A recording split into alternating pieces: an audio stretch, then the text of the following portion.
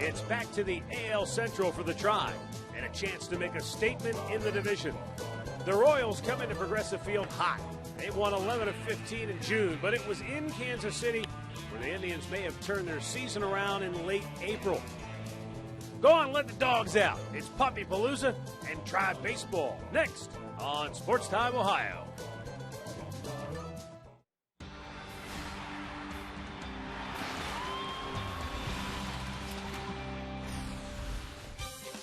From Progressive Field in downtown Cleveland, big game tonight. Indians and the Kansas City Royals, and we've got all the action coming up right here on Sports Time Ohio. Hi again, everyone. Matt Underwood alongside Rick Manning. It hasn't been often, and certainly it hasn't been many times in recent years that you've had the Indians and the Royals, and we could say, hey, this is a big game, it's a big series. But it is. Kansas City has crept within just a half game of the Tribe in the Central Division, and both teams easily within striking distance of front-running Detroit. And it's going to be on the shoulders of Carlos Carrasco, because Carlos, his situation all started against Kansas City a while back when he threw that pitch at Billy Butler's head. He was ejected. He had to serve a suspension. He came back, and it was against the Yankees this year. He gets a start. Cano takes him deep, and what happens? The very next hitter, boom, he buzzes him. He's ejected again. He just served that suspension, pitched in Detroit, but one thing he didn't do was pitch inside in Detroit. He took the loss, so he's getting his second start. Now, since coming back from that ejection, he will be matched up against James Shields. Now, this guy, 2-6, but look at the ERA, 2.79. He only gets under 3 runs a ball game, second worst in the American League. This guy's a good pitcher, a quality pitcher, so this could be a low-scoring game if Carlos Carrasco can come out and do the job. And as you said, he's got to be able to pitch inside to keep the hitters honest here tonight. Kansas City got a new hitting coach, George Brett, and since he came on board, the Royals are a Major League best 12-5. Will they bring their bats against Carlos Carrasco in the Tribe, or will he shut them down and get the Indians off to a series win? Find out next.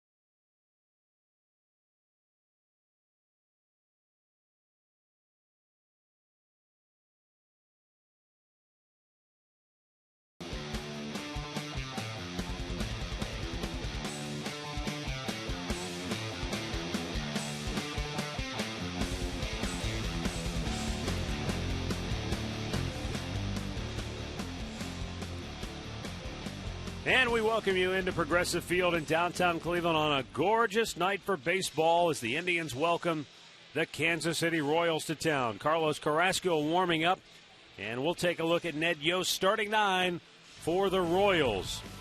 Alex Gordon in the leadoff spot, followed by Eric Hosmer. Salvador Perez, the catcher, hitting third. Billy Butler, the DH, will hit cleanup. Lorenzo Cain hitting fifth. David Lowe will bat sixth. Mike Moustakas, seventh. Chris Getz in the 8-hole, and Alcides Escobar is batting ninth. It'll be Carlos Carrasco on the mound for the Indians. His third start this year. His first two have not gone very well. In 7 2/3 innings, 17 hits. He has walked 5. He has given up a couple of home runs. So he's coming out to try and get something positive out of this start right now. He has faced Kansas City more than any other major league team. He's 2-2 in his career in his 5 starts. Let's set the Kia Indians defense. Brantley in left, Bourne in center, Rayburn in right. McDonald at third, Aviles at short, Kipnis at second, Reynolds at first, Santana behind the plate. The umpires tonight, Greg Gibson will be the acting crew chief. He'll call the balls and strikes. Hunter Wendelstadt is at first, Alan Porter at second. Mike Estabrook, in for Jerry Lane, is at third. Carlos Carrasco, the wide, and we are underway with a fastball in there for strike one.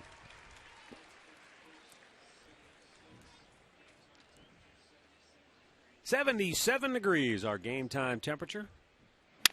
Shattered bat, barrel went whirling past Carrasco.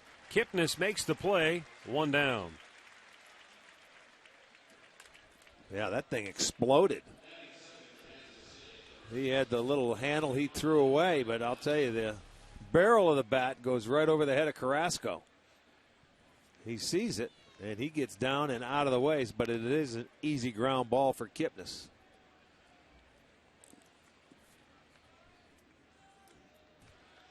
That'll bring up Eric Hosmer.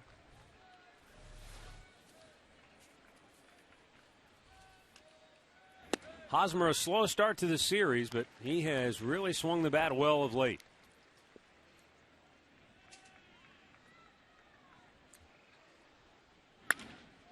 Foul down the left side, out of play. Matt, when he came up, he had some power, and they inserted him into that number 3 spot.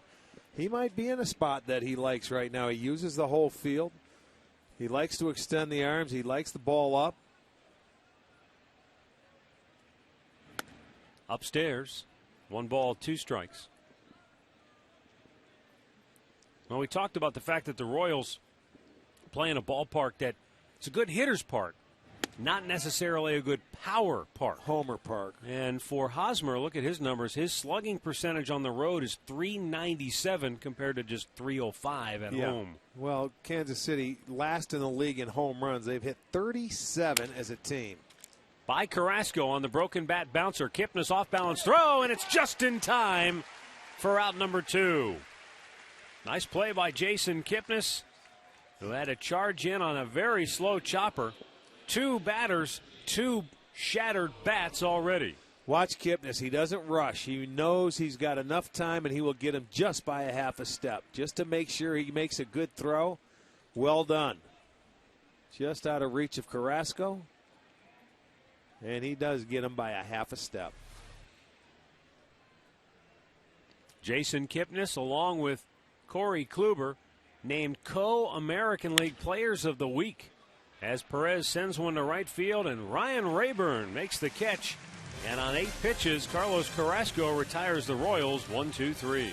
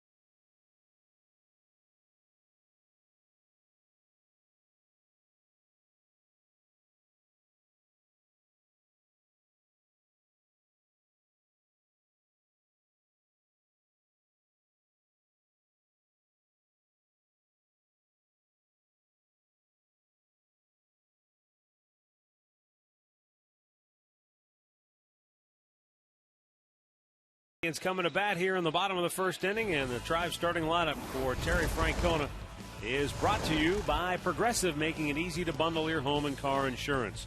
Michael Bourne leads it off. Mike Aviles in the 2-hole, followed by Jason Kipnis, who's hit in 10 straight, then Carlos Santana, who's hit in 8 in a row. Michael Brantley 5th, Mark Reynolds 6th, then it's Jason Giambi, Ryan Rayburn, and John McDonald. James Shields on the mound for the Kansas City Royals. And James, I mean, you look at his numbers, 2-6, but look at the ERA, 2.79. In his last 8 starts, 0-4 with 4-0 decisions. But he's pitched so much better than that because run support, just 171 his teammates are getting him when he's on the mound. His last win came April 30th. Breaking ball popped up. Shallow left center field. Kane, the center fielder, has it one away. Let's set the Royals defense for you while we have the opportunity. It'll be Gordon in left, Kane in center, Lowe is in right. Moustakas at third, Escobar at short, Getz at second, Hosmer at first, Perez behind the plate.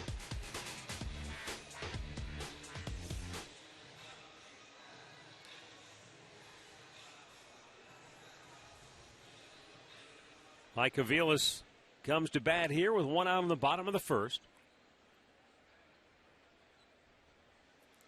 And Shields a fastball at the knees for strike 1.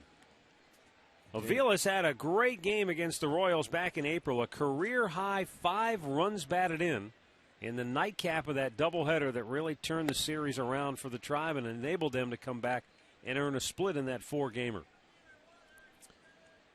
Well, Aviles coming up with the Kansas City Royals, so you know you always want to do well against your former team. 2-1 the count. Of course, he was never a teammate of James Shields, who came over in a terrific trade in the offseason from Tampa Bay. And Joe Madden feels like in the long run it's a trade that both teams will look back on and say it helped both clubs. They're very excited about Will Myers, who's been tearing it up in the minor leagues, and he feels like They just called him up. Did they really? Yeah, I think they just called him up. I just heard him talking about him the other day, and they're very excited about the prospects of Myers, and he had nothing but great things to say about James Shields and the pitcher that he is now for Kansas City. Keys to the game for Carrasco, he's got to work inside, and you want to try to get to Shields early. As the game goes along, he tends to get better. He has a 7.71 in the first inning, an ERA, and after that, it's lights out. It's 1.99 after the first inning.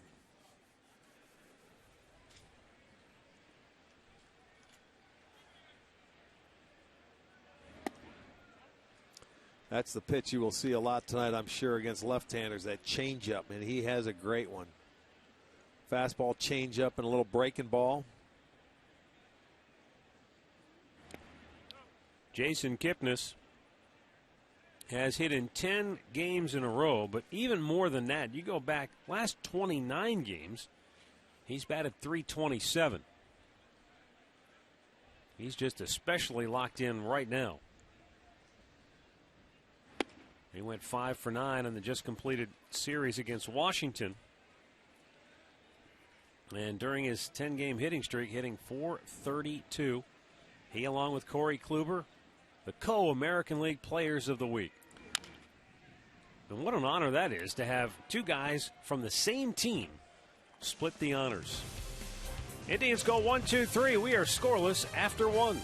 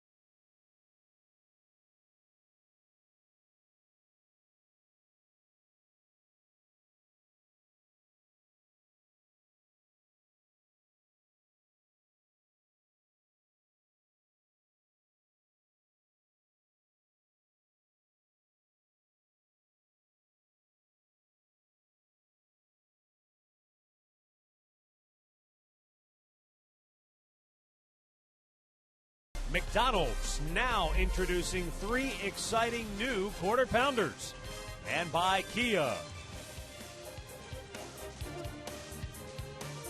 Well, there was no wake in the first inning. Both clubs went 1-2-3. Smooth sailing for each starting pitcher. Billy Butler pops the first pitch up against Carrasco. Right fielder Ryan Rayburn coming in. 1 down here in inning number 2. With more on Carlos Carrasco, who makes his first start since coming off the suspension, here's Katie Witham. Well, Matt, Carlos Carrasco threw a simulated game on Thursday, and in it, he really focused on pitching inside, getting ahead with his fastball, and finishing hitters off with his off speeds. Now, pitching coach Mickey Callaway said they did have him stress throwing inside a lot more than what you would in a normal game, just so he can come out here and establish that inside corner of the plate. Today, though, they want his approach to be exactly the same. Thanks, Katie. And that's obviously very important. There isn't a pitcher, worth his salt who can succeed with not pitching inside. You've got to work both sides of the plate. I totally understand what happened to him last start. He was just coming off that suspension serve, getting a start, and he's facing the Tigers. He didn't want to hit anybody. So he was, I bet you, afraid to pitch inside, and rightfully so. Just coming back. He's 15 days of suspensions, or 14 or 15 days the last couple of times he's been out there, man. But he had better learn to pitch inside, and don't be afraid. Who cares if you hit somebody, as long as it's not at the head? Yep. Keep it down there from the armpits down. You'll be fine. Go ahead and pitch inside. Now the 1-2. This kid has great stuff. There's no reason for him not to win when he's pitched 8 innings and he's given up 17 hits and 13 runs. There's no reason for that. Swung on and missed. He got him to chase a breaking ball in the dirt. Santana will throw to first to complete the out, 2 down. He has worked very hard to come back. Missed 2012. And there you go. Look at that ball in the dirt. A little splitter. Goes into the dirt. Santana will throw him out. Well, I think Terry Francona pretty much summed it up, basically saying that the kid gloves are off. They've taken that. I mean, hey, this guy's a great potential. He has all the ability. Now we need to see it. Yeah, he's 26 years old. He's coming off of arm surgery. His innings are going to be monitored this year. So the ones you do have, you better make them quality innings, because they won't be more than 160. David Lowe fouls one back out of play. 5 left-handed bats in the lineup for Kansas City. You've got Gordon and Hosmer at the top, and then Lowe followed by Mike Moustakas and Chris Getz toward the bottom of the order. Interesting in that there's no every other hitter approach for Ned Yost in his lineup. That's driven to deep left. Back goes Brantley. He's got room. He'll make the catch. And another 1-2-3 inning. This one, 9 pitches for Carlos Carrasco.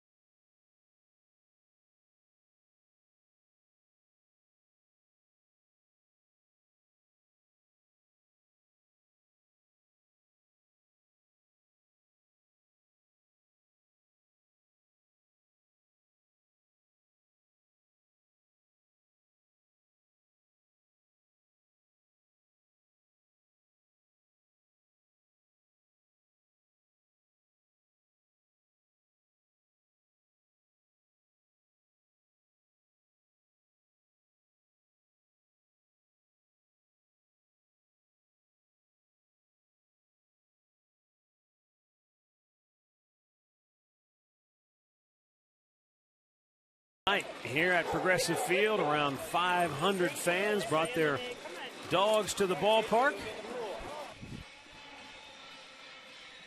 We'll go to the bottom of the second inning. Carlos Santana, Michael Brantley, and Mark Reynolds due up for the Tribe.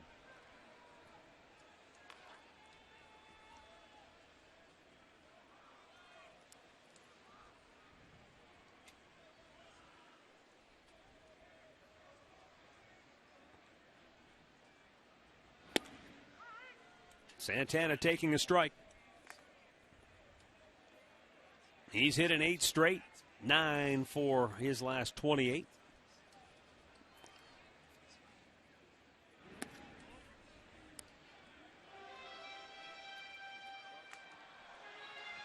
Santana 9 homers, 18 doubles. He's driven in 30.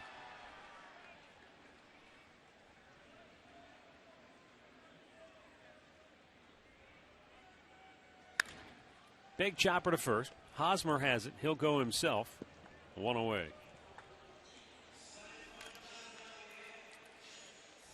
Our stat of the game brought to you by your Northern Ohio Buick dealers. And James Shields could sue for a lack of support.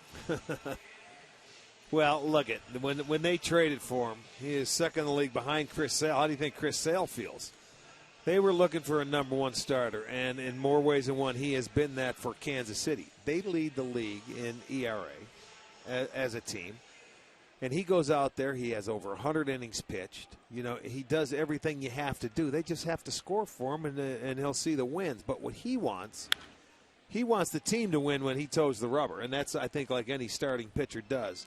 His job is to hold them in there, and hopefully they get runs, before the end of the game or before you leave. He went 7 innings in his last start against Detroit, 7 hits, 2 runs, no decision. By old school standards, this may not seem that impressive of a stat, but in today's game, it's very impressive. He's gone 28 consecutive starts with at least 6 innings or more under his belt. And I mean, nobody's even close to him. In fact, his teammate, who I think is pitching tomorrow night, is second.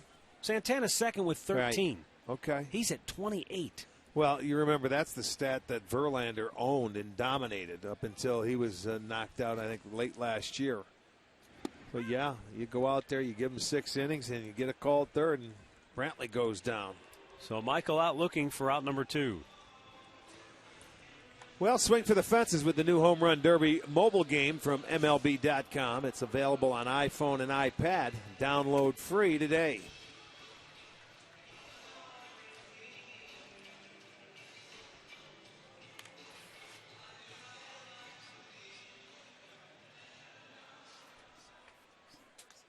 Mark Reynolds with 2 down and the base is empty. His batting average has plummeted to just .229.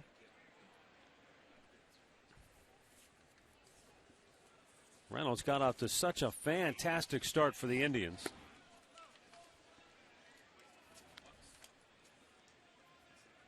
Mark hit .301 in the month of April with 8 home runs and 22 runs batted in.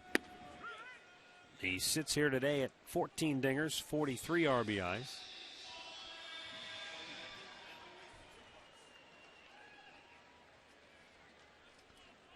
Of the mounting strikeouts, he said, I was kind of hoping maybe this was going to be one of these years where they didn't start piling up, but he said they have started to pile up, and he said as they've started to pile up, the confidence for him has started to waver as well. Well, look at this changeup. All of a sudden you think you're getting the fastball, and then comes the changeup. The exact same arm slot, speed, and everything on that changeup as his fastball.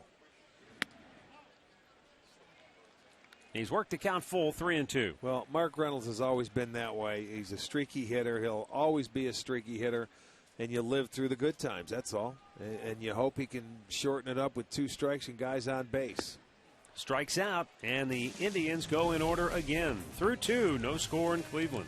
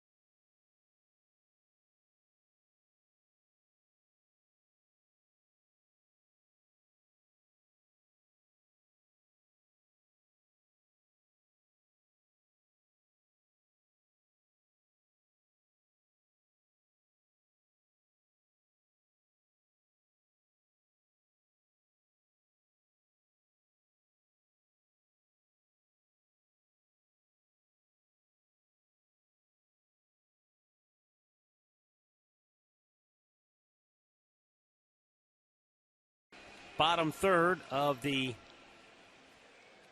Kansas City lineup. Mike Moustakas, Chris Getz, and Alcides Escobar due up here.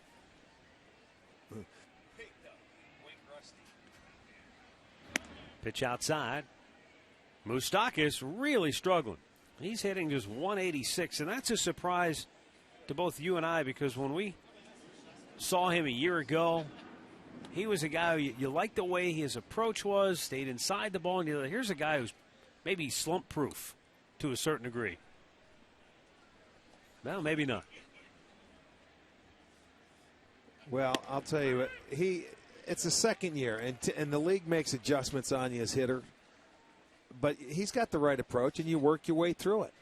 I don't see any reason. I mean, you can have a down year. Hosmer had that last year. He ended up battling his way through it and coming back. Just something you have to fight. Nice play by Michael Brantley. Taking a hit away from Moustakas for out number one here in the third. Here's our great clip of the game from yesterday. Corey Kluber. Was he some kind of good against the Washington Nationals and against Steven Strasburg, who gave up one run on one hit? Kluber was better. He went 8 innings, 7 hits, shutout baseball, struck out 8, 114 pitches. But, folks, if you didn't see the game, the trouble he pitched out of was incredible. That was more impressive than anything, where he slowed everything down, and in 3 innings he was able to pitch out of it with runners on third and nobody out. Liner to left. Another tough play for Brantley. He dives and makes the catch. Whoa, baby. Michael Brantley putting on a show here in the third inning. The first one was a tough play. That one was even tougher, and he's nabbed them both. 2 away.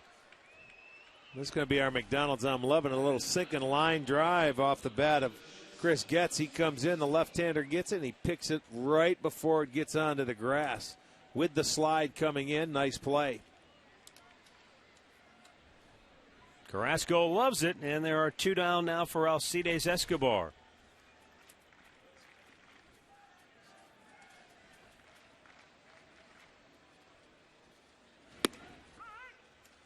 And he takes a strike.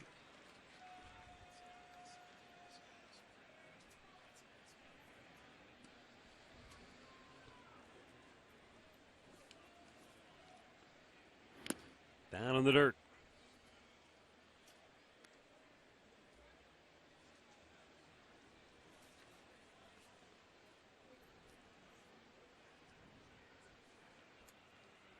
Now, Alcides Escobar is in his 3rd year with the Royals. And he's another guy like Moustakas. You look at his numbers and you think, wow, hitting 247. Now, last year he hit 293, and he set the Royals record with 177 hits for a shortstop. Well, he was hitting up, too, a little bit. They had him in the number 2 hole earlier this year when we were there. You know, so they're trying things differently. It's a little different when you're hitting between Gordon and Butler in that number 2 hole than hitting 9th, even though Gordon is behind you. But still, you know, that may have something to do with it. But he can handle a bat. You look at this year compared to last year. Through June 16th. So, I mean, these are comparable numbers. I mean, the average is the only thing that's down. His home runs are up and his RBIs are up. Reaches for it, punches it out of play. Tough to strike out, too. He's a guy that finds a way to get the bat to the baseball. Well, here's the most important thing, and this is something that backs up your point about, you know, batting average overall isn't necessarily a great indicator. With runners in scoring position, he's hit 328. I'll take that every day. He sends Michael Bourne deep into center field. He runs it down. And Carlos Carrasco, 9 up, 9 down, first time through this Royals lineup.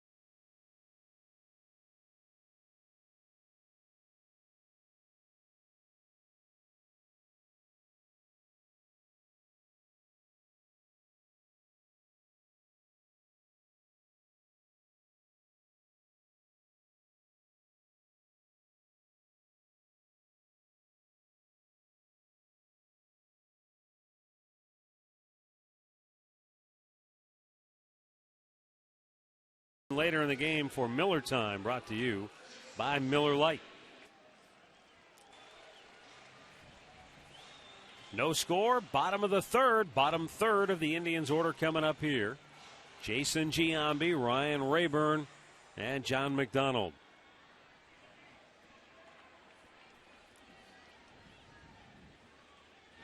Shields delivers. Ball 1 to Giambi. Giambi 0 for his last 9.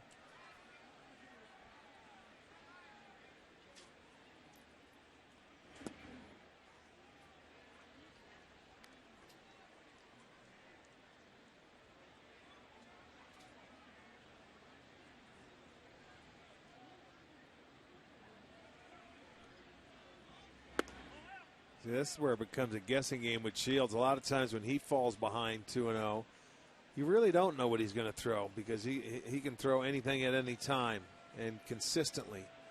But he missed with the 2-0 fastball. That's out of play.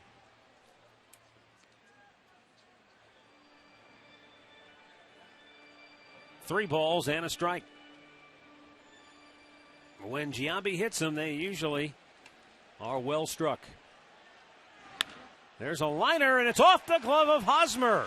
It'll be at least a base hit for Giambi, who will hold right there with a leadoff single on a ball that ricocheted out of the glove of Hosmer, who thought he had it. He didn't realize the ball had come loose. Well, did it bust the... Look at him messing with the webbing, tightening it up.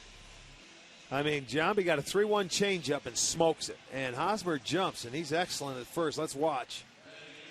Did it go off the end of his glove? Hard to tell. I mean, look at, he's looking at it like it went through the webbing. I don't think it did, but he's going to make sure to tighten it up. He might have felt like the pocket pulled on him when he went up to make the catch. Well, the first hit of the ball game for Giambi. And now Ryan Rayburn,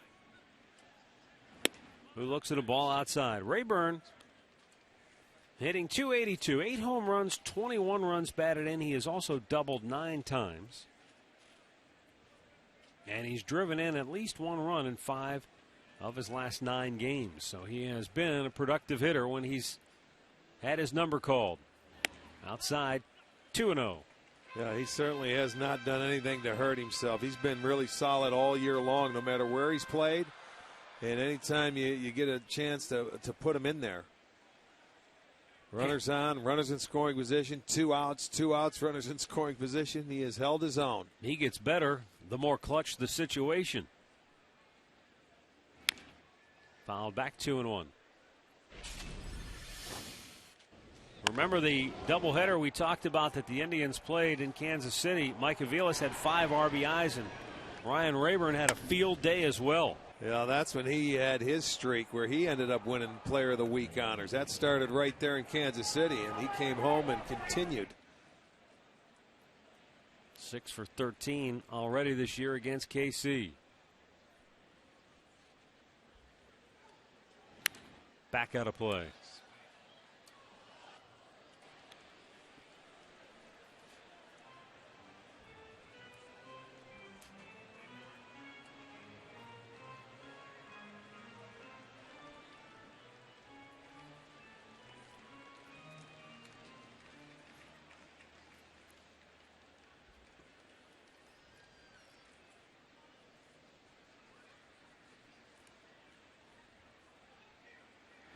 Down in the dirt, and a good block by Salvador Perez.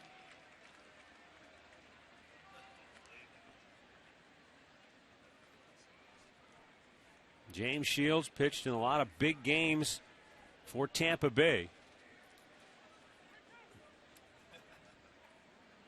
He's a veteran of 5 different postseason series with the Rays between 2008 and 2011. A little bit outside. Nice. And Ryan Rayburn draws a walk. So the first 2 reach here in the third for the Indians. With more on James Shields and his out pitch, here's Katie. Well, Matt, he throws two different types of changeups. You'll see a normal one and one that comes in harder with late life in the zone. The biggest thing, though, is he throws pitches that come in looking like strikes, but they're really balls. The key, watch how he's attacking hitters early in the game. Be patient and try to pick it up. Yeah, well, it looks like a fastball. It's tough to say be patient, but it is awfully tough. I noticed his one changeup that's late breaking comes in a little harder, is about 85 miles an hour. He throws it about 90, 91. His other, Bugs Bunny changeup is about 80. McDonald squares the bunt, pulls it back as the pitch is up high for ball one. Johnny Maxson's coming to the Tribe, has only had 3 plate appearances. He's 0 for 2 with a walk. And he had squared the bunt, but now he's going down to talk with Brad Mills one-on-one to make sure everybody's on the same page. Well, you're right. And, just coming here, he may go through the signs, but I have no problem with him moving runners over right here in this situation. Trying to get a lead. Got the top of the lineup right behind you. Little history there against James Shields. He squares. He bunts it too hard, and it's foul. Dropping over by the dugout. 1-1 to count. Mentioned Shields pitched in a lot of big games for Tampa Bay.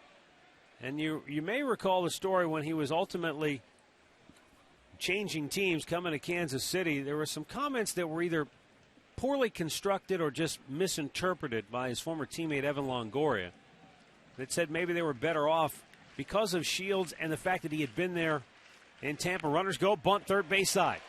Fielded cleanly, the throw to third, they got him. Moustakas with a terrific job to grab it and turn to Escobar, who was covering, and Giambi is forced out at third. The unfortunate thing, the wheel play was on because of Giambi on second base, and I didn't think that was that bad of a bunt by McDonald, to be honest with you.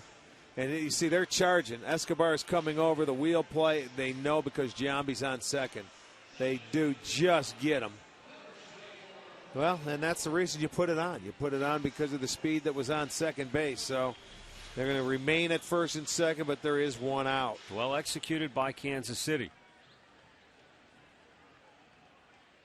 But you remember the comments that Longoria made, the way they were interpreted, it was basically, it sounded as though he was saying they were better off without him. What he meant to say was essentially that because Shields had been around and been through the losing years, he was saying that, sometimes those guys had that mentality that when things would start to go bad, it was, here we go again. It's the old Rays again. And it didn't come off very well. And eventually Longoria and Shields talked about it. And I think everyone realizes Longoria is a terrific guy and a good teammate. But it just, sometimes the way the comments come out in print, they don't look right. Well, you're right. They patched it up. But I will say this. This is the last time he won a game was against his former team down in Tampa. April 30th. Wow. Was the last time he won. And in those last 8 starts that he's made since that point, he's looking for win number 90 in his career. 0-4, 4 no decisions, and a 264 earned run average. That's hard to believe that you could pitch that well and not stumble into a victory somewhere along the way. Yeah, especially as deep as he goes into games. We said he's pitched at least 6 innings, but he's pitched 7 innings sometimes, 8 innings at times, and nothing to show for it, and a walk there to Michael Bourne. Close pitch, but it's ball 4, and it's the second walk in the inning as the Indians have loaded the bases here with only 1 hit. Well, let's check this pitch out on our Nissan pitch tracker. It's away, and it's running away, and it's outside. Bourne knows it. He takes it. He could afford to take that because he had the count in his favor. So now the bases are loaded, even though they weren't able to move the runners up. It'll give Aviles a chance for the Indians to take a lead. Yeah, Mike Aviles, mentioned earlier, he had that career-high 5 RBI game against Kansas City in late April. And he's got a chance to do some heavy damage here early in the 3rd inning. His second at bat of the game, grounded to third, his first time up.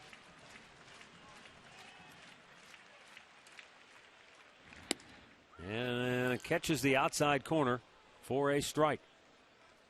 Outfield essentially plays Aviles straight up. Lowe shortens up a bit in right, as does Gordon, just a little bit in left. Up high, 1-1 the count.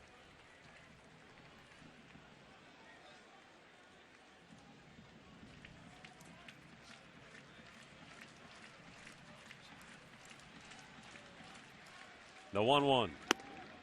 Too tall once again. And now Aviles gets ahead in the count. Well, he's been behind in the count this inning. 4 out of 5 2-0 counts in this inning. So they're doing a good job of being patient, laying off those pitches. And that one finds the strike zone. Borderline as it was, 2-2.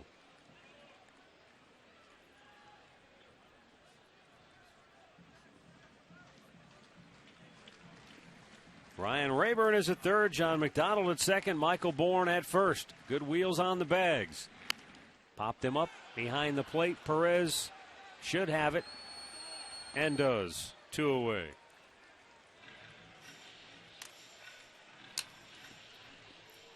Here's our Lowe's Never Stop Improving note.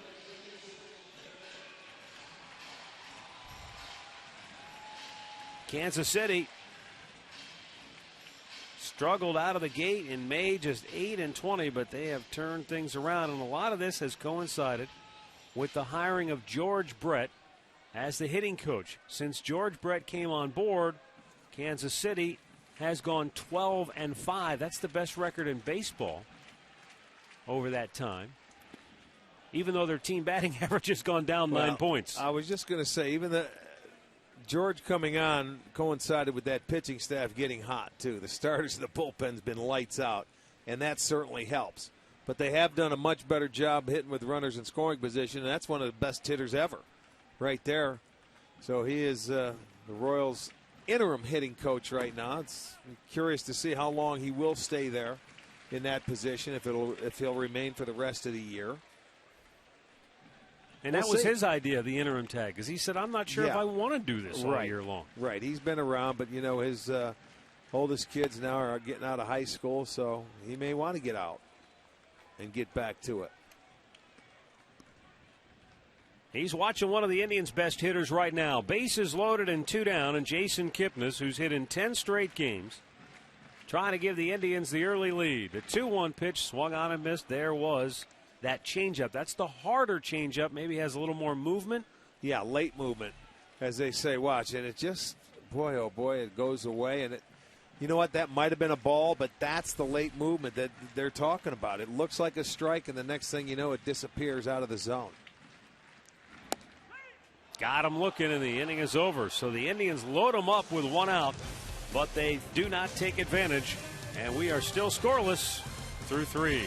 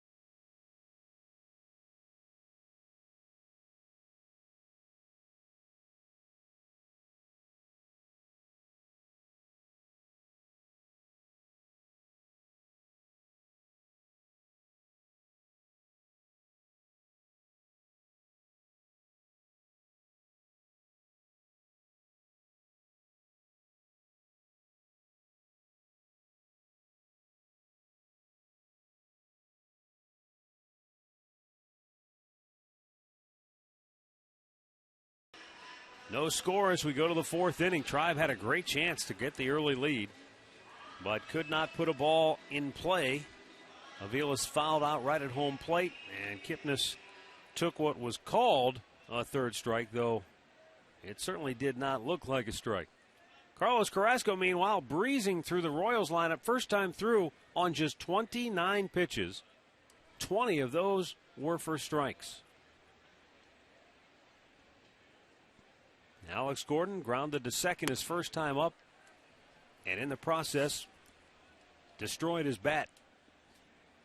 Half of it ended up past the pitcher's mound. Boy, he's got good, sharp break on his slider tonight. Everything has been crisp coming out of the hand of Carrasco tonight. He's working quick. He's being aggressive. He's throwing strikes. And it helps because a couple of guys have gone after the first pitch, made quick outs. Big bouncer to first base. Mark Reynolds will take it himself, one down.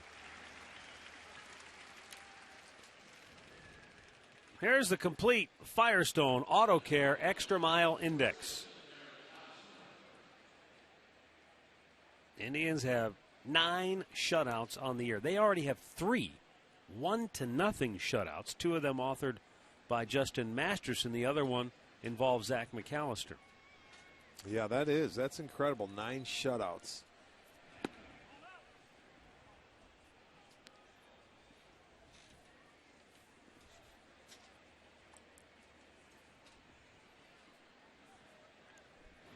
Eric Hosmer takes, and the count evens at 1-1.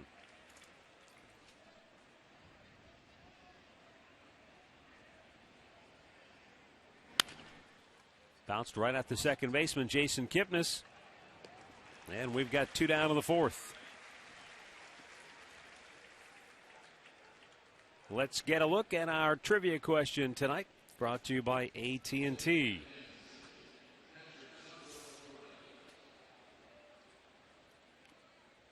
Who holds the Indians record for most games played in a season at shortstop? We'll have the answer coming up later on in the game. Ball outside to Salvador Perez, who flied to right his first time up.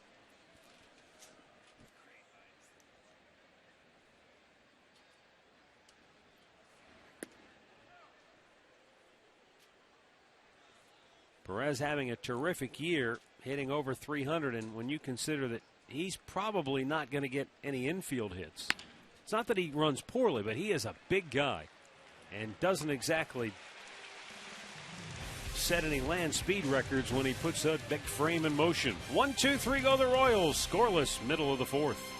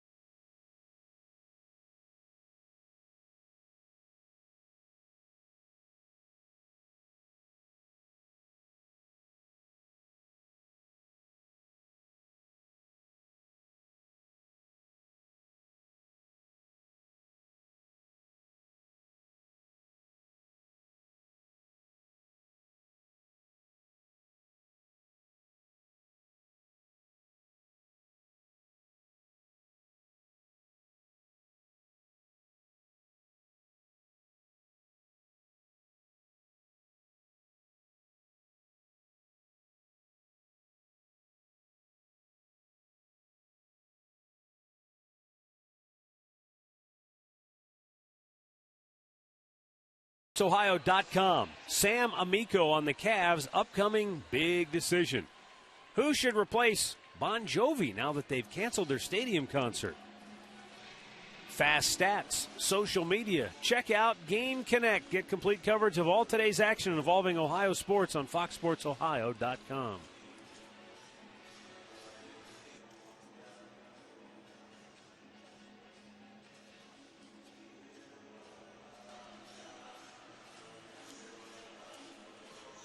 Carlos Santana will lead off the bottom of the fourth here for the Tribe.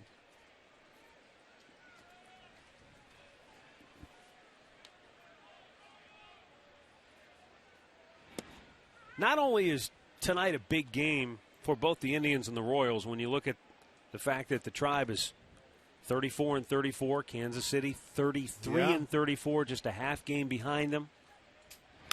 So it's a big game to start the series. It's a big series because you're in the division, but this is part of a bigger stretch for both of these teams, and it's going to be interesting to see, Rick, when we come out on the other side, where things stand, because Kansas City, beginning a stretch tonight, 13 of their next 15 in the Central Division. For Terry Francona and his gang, 16 of their next 20 in the Central Division. That's where you have to make hay, and you've got to play well. Kansas City has played better in the division than the Indians have to this point. They're 13-8. Indians 9-11. You know, you got your head-to-head matchup, and you know it's a long year. You're going to play these guys 19 times, so 2 out of 3 take this series, and Kansas City has won 4 straight series for the first time in about 3 years. Yeah. This is what teams have done within the division to this point. You know, so you've got to be up over that 500 mark, and you've got to be in that 600 category if you want to do some damage. Santana bangs one towards second from the outfield grass. Chris Getz throws him out, one away.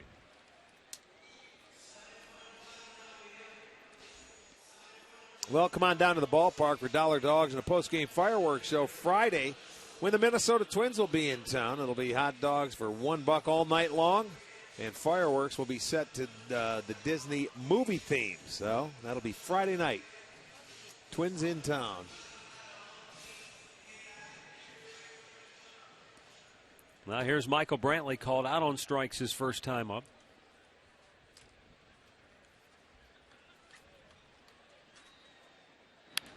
And that's fouled right back out of play.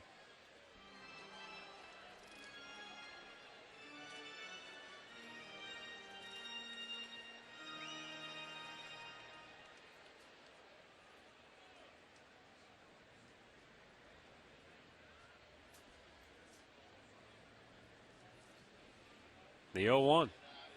He went to the changeup. Brantley lays off 1-1.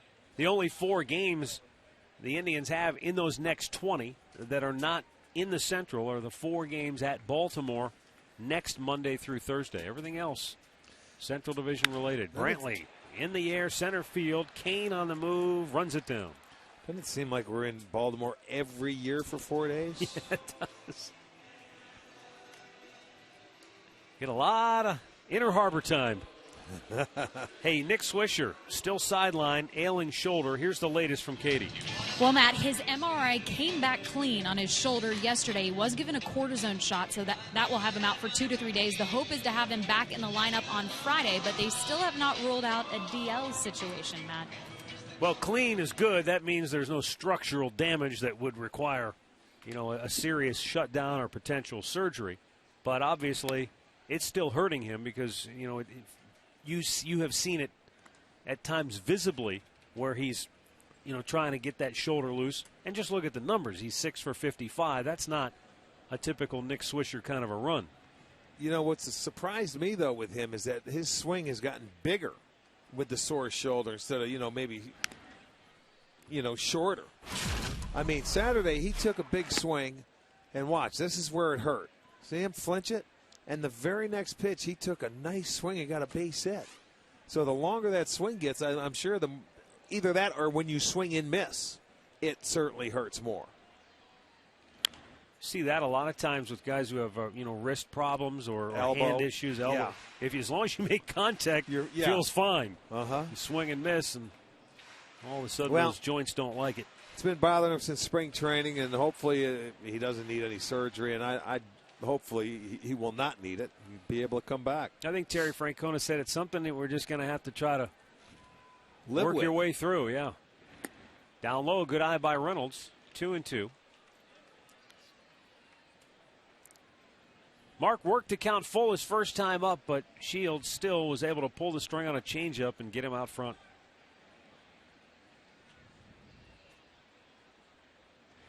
There it is again. He strikes him out. The Indians go 1-2-3. Shields is fan 4 through 4. We are scoreless.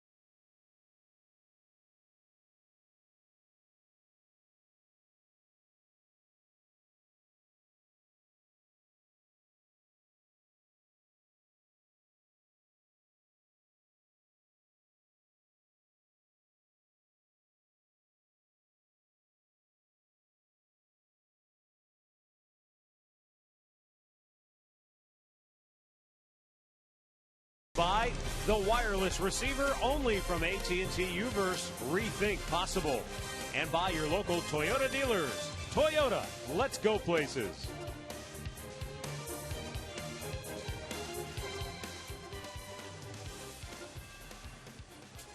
All right, we are back here at Progressive Field where we are scoreless, 5th inning. Billy Butler to lead off for Kansas City, and Carlos Carrasco pounds it in there. Fastball for strike one. Butler flied to right, his first time up.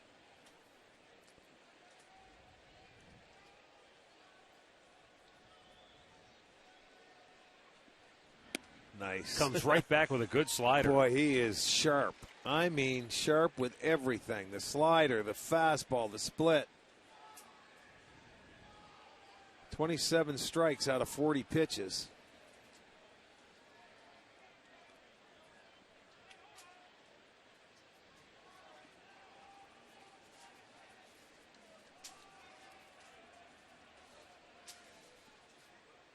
Slider in the dirt. Butler couldn't help himself. He is tagged out, 2 down. Or strikeout number 2 for Carlos Carrasco. 1 down here in the 5th inning.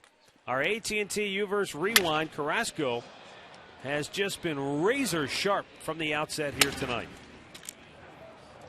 He has retired all 13 Kansas City hitters that he has faced thus far in the game. He has struck out a pair. He has 5 ground ball outs, 3 fly ball outs, and a couple of strikeouts. He has been in total control, Matt. And as I mentioned earlier, he has faced the Royals more than he's faced any other team. In his 5 starts, he's 2-2, so this is his 6th career start.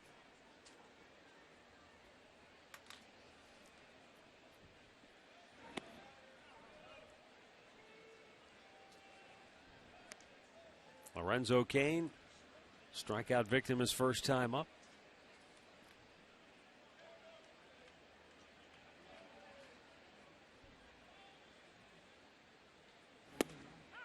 And a fastball, 96 miles an hour. He's consistently been 95, 96 with his fastball, but he's had good location with it tonight. Well, you're right. Consistent. Nobody on this staff consistently pitches that hard. That looked awfully that good was as well. A good pitch inside, too. 2-1 count. Go in there. They're looking away. Just in off the plate.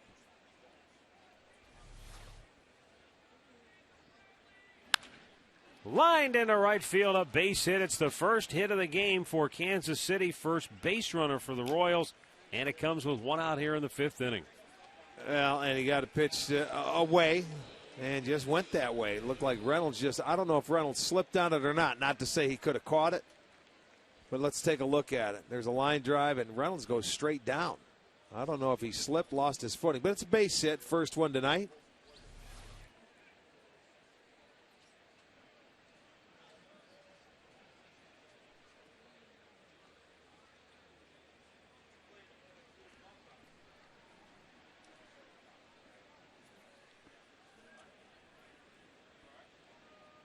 So Carrasco out of the stretch for the first time tonight.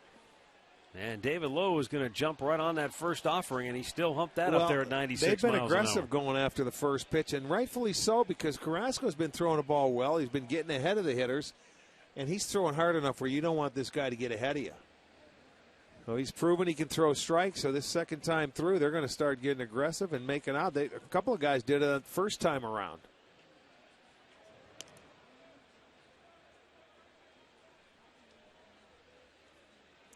It was Perez making the third out in the first inning, and then Butler flying out for the first out in the second inning.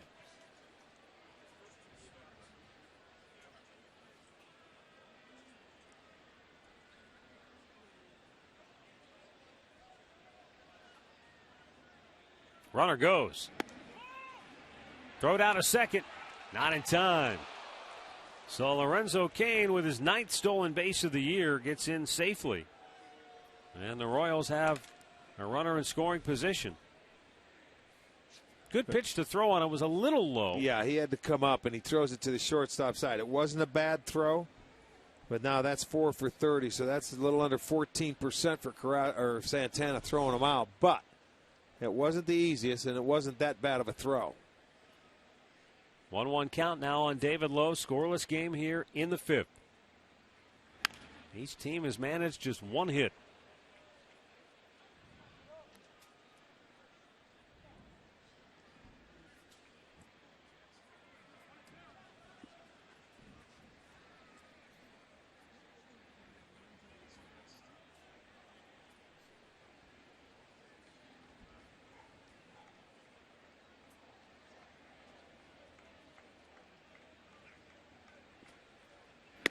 Fastball up and away.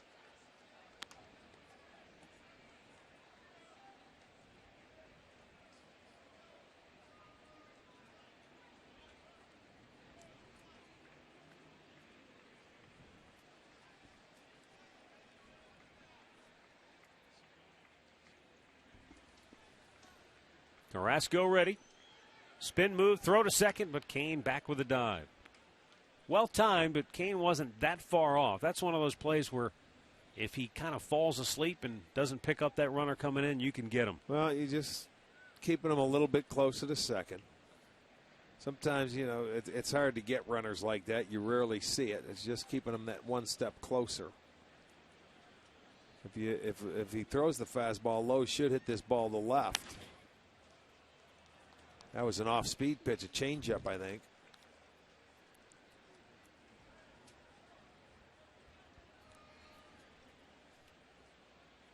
Royals catcher Salvador Perez, he has to deal with enough behind the plate when he's got the gear on.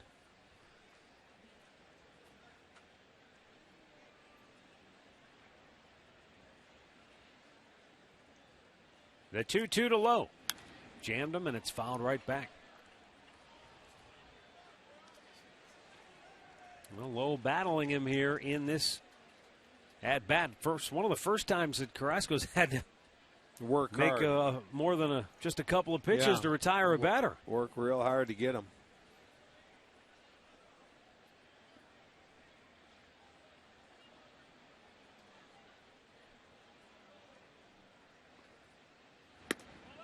Missed outside, full count.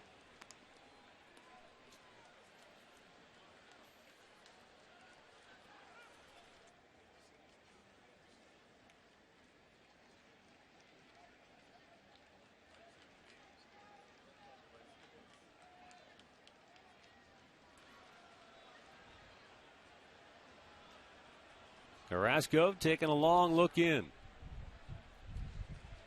Lowe awaiting a 3-2 pitch. Here it comes. Bound on the ground to second base. Big hop for Kipnis. He'll throw him out 2 away. Kane moves over to third.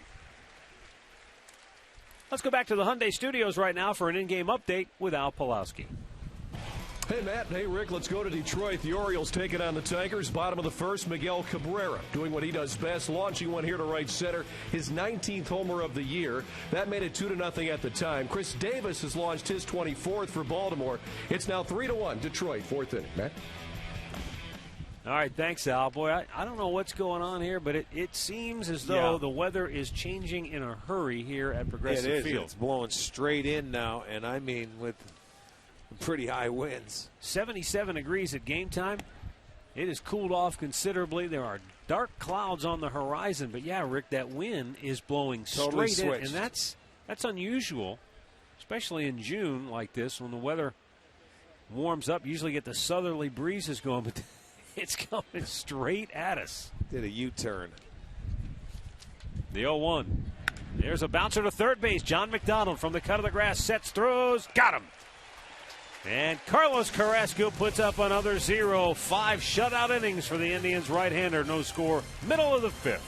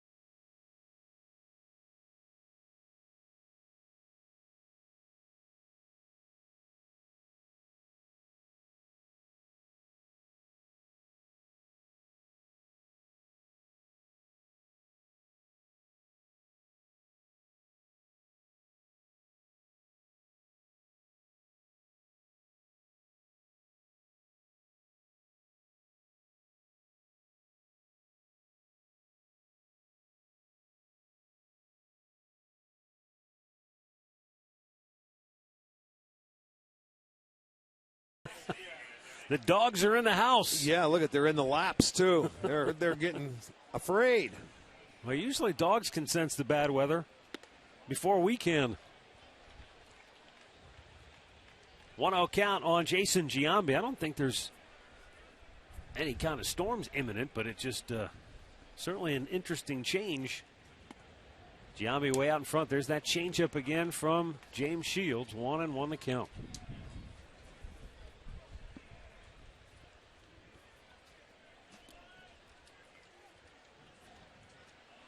Well, let's go to our team meteorologist, Tom Bochenek, and maybe ask him what's going on. He gives us the temperature every day. What about the winds aloft, Tommy? Slow down, he gives you. Yeah, he knows everything else. He's got to wet his finger and hold it up in the air.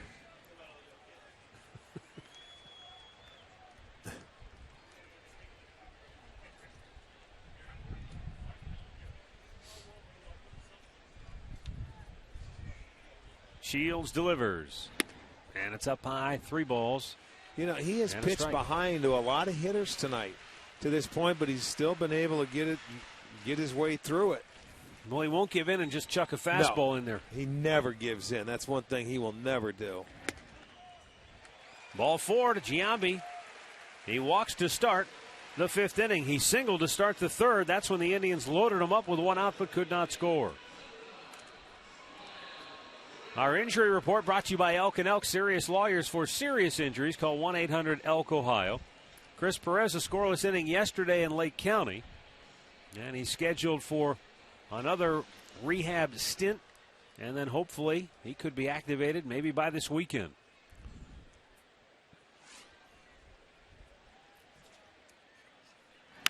Ryan Rayburn sends a high fly ball to deep left field. Gordon is back on the track and makes the catch.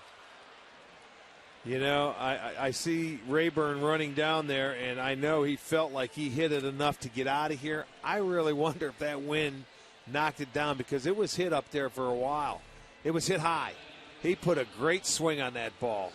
I think he thought he got it. I do too. And now look at where he's catching that ball right on the track. That wind had to knock it down. Look at him.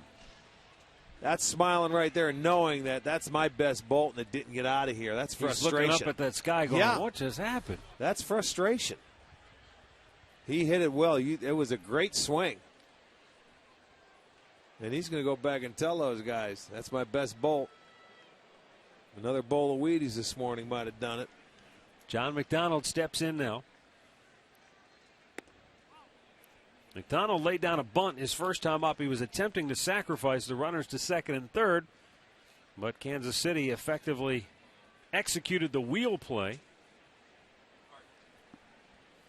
And they threw out Jason Giambi at third base. So 1 on, 1 out.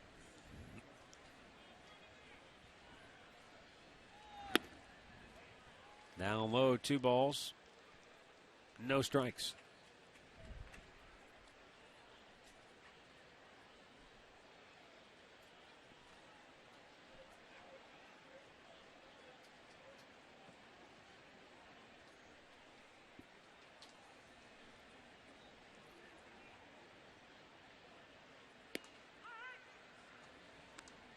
You know, it would be one thing to say, okay, you got James Shields, throws a great changeup, so go up and just sit on a changeup. Go and look for that pitch. But he doesn't throw it down the middle of the plate. That's the pitch that probably has the most movement. Right. And he normally has it's 2 different kinds. Darting out of the strike zone. Well, I'm sure you try, you think. He throws enough fastballs. He just doesn't live with that pitch. Also, he's been around a long time. Quality pitcher. He's a tough guy to face. You hope you make a mistake. He made a mistake, and Rayburn hit it, and it didn't get out of the ballpark, or it could have been 2-0. He's not going to make many of them.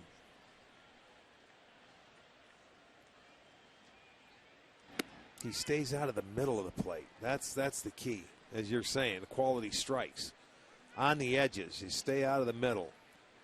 A ball width on the inside, a ball width on the outside, or off the plate is where he pitches.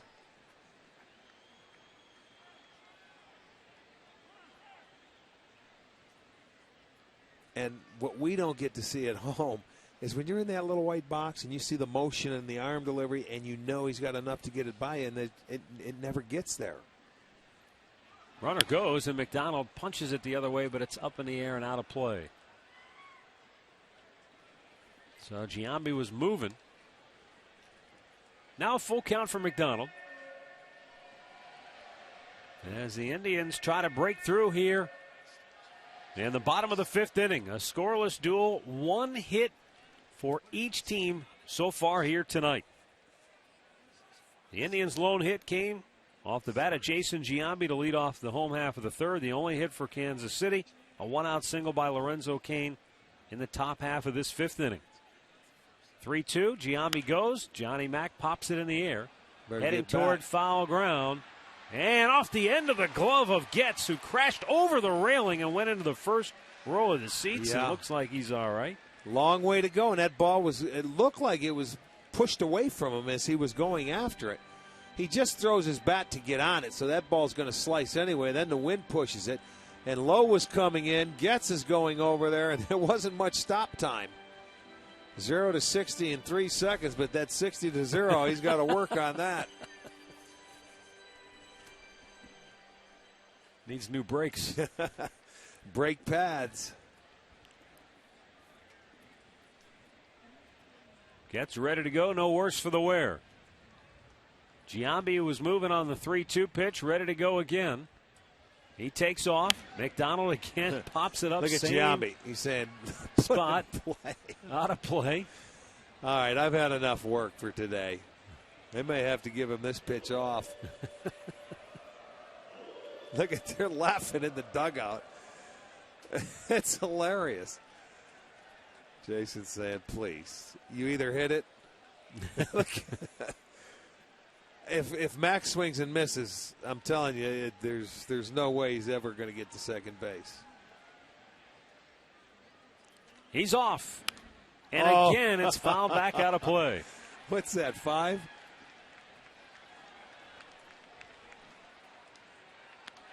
You can't help but laugh. Look at these guys. He's done laughing. Well, he is. He's looking for oxygen.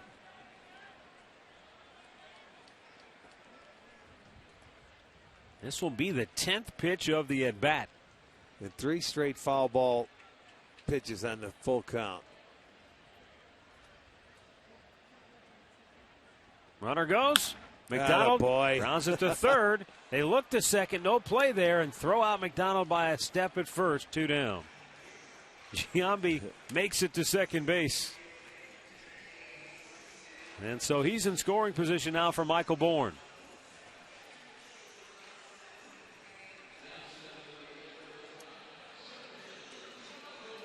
And Michael Bourn has flied to center and walked in the game tonight. This 5th inning has been the Indians' calling card all season long. Tribe leads Major League Baseball with 68 runs in the 5th inning. 20 home runs hit in this 5th inning. Also best in the big leagues. And the 23 doubles.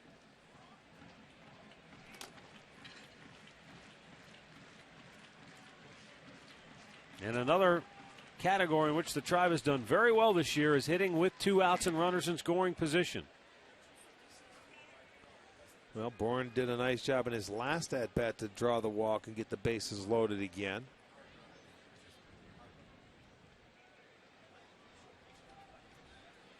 There's Michael Bourne's numbers. The Indians have the 2nd best team batting average in all of baseball with runners in scoring position and 2 outs, .299.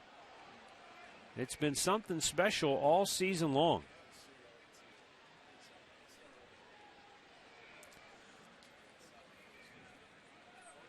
Essentially, I think it speaks to the confidence that these hitters have. The 1-2. And they've also started a number of rallies this year with 2 outs and nobody on base. I think we're over 30 runs scored this year like that. Where you've had nobody on base, 2 outs in an inning, and then they end up coming around to score. Yep. 37 times. Now the 2-2. Bourne fouling it back. It becomes an attitude after a while. They believe they can do it, and then you you just go out and you find a way to get a base hit. Couple innings, a third, and now this one, they're really making them work. But other than that, 11, 13, and 13. But he ended up started this inning with a walk to Giambi. In the air, slicing out of play.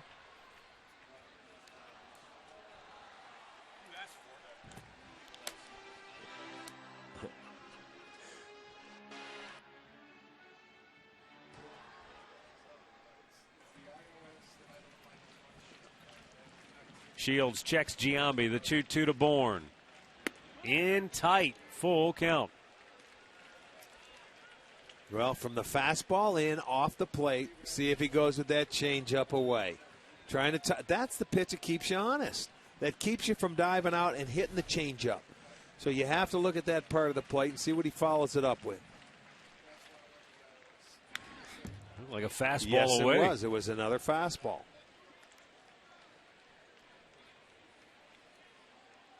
And it wasn't down. It was up. He wanted to throw it by him. But that's a good job just to get a piece.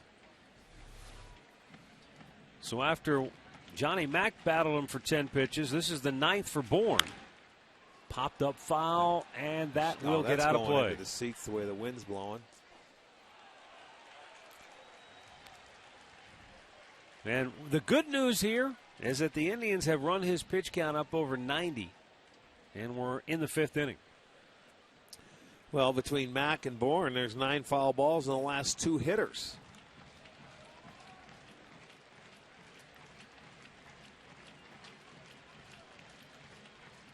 The 3-2.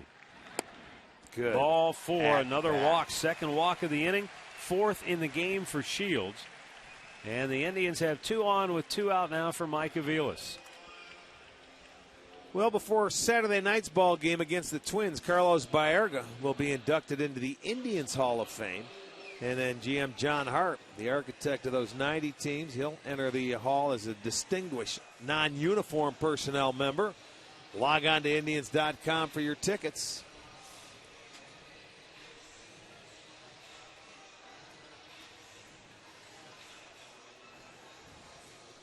Shields gets a visit from Salvador Perez, the Royals catcher.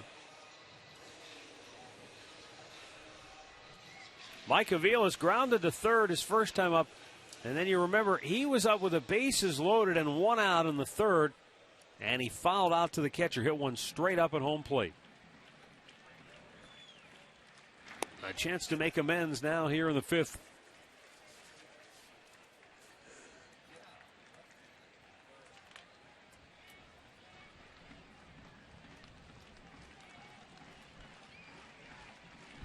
There's a line drive base hit into left field. Gordon up with the ball. Giambi will have to stop at third. Even if Giambi had great wheels, you're not going to score on Alex Gordon with the great throwing arm he has. That ball got to him too quickly. Unfortunately, it doesn't matter. You could have had Bullet Bob Hayes out there at second base, and he would have never scored. I like the Bullet Bob reference. Yeah.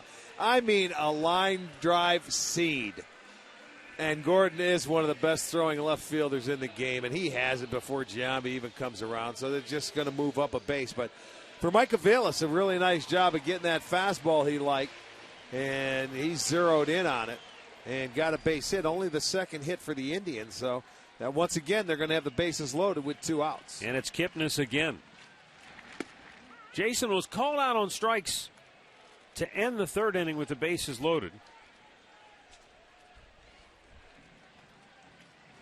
Replay showed it looked like the pitch was low. Fouled back out of play. It's quickly 0-2.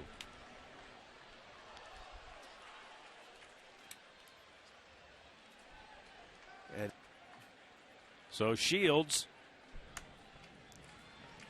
who is at 96 pitches on the night, second time he's had a bases loaded situation to deal with. The 0-2. And that changeup misses. 1 ball, 2 strikes.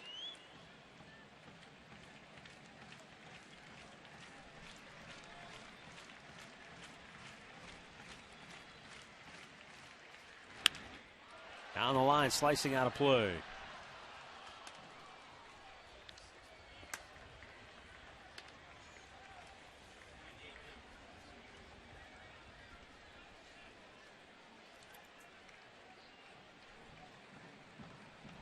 Shields closing in on 100. Carlos Carrasco, how effective has he been tonight? Just 56. Just a little bit outside. And it's 2-2. Well, he didn't call that one, but the last time he was up, he called one that was down.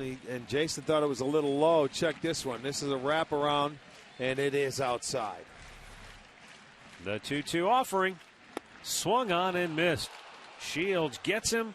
And this game remains scoreless through 5.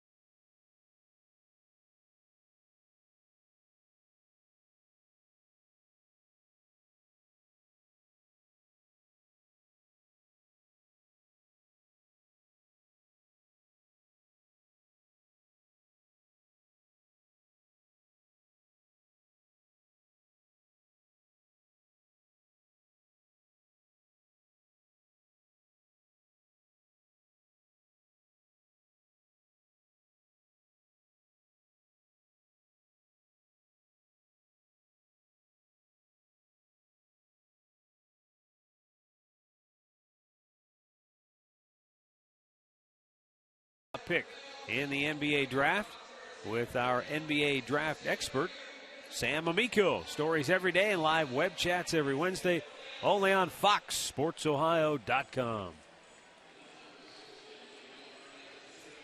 We move along to the 6th inning.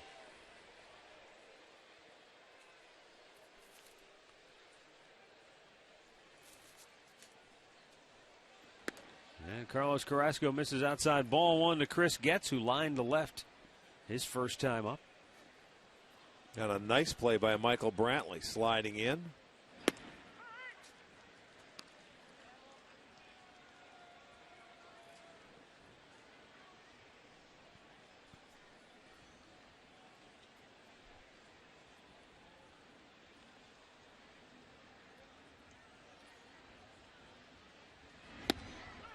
Nice slider. Doubles up on him, 1-2 after missing with the first pitch. Back-to-back strikes.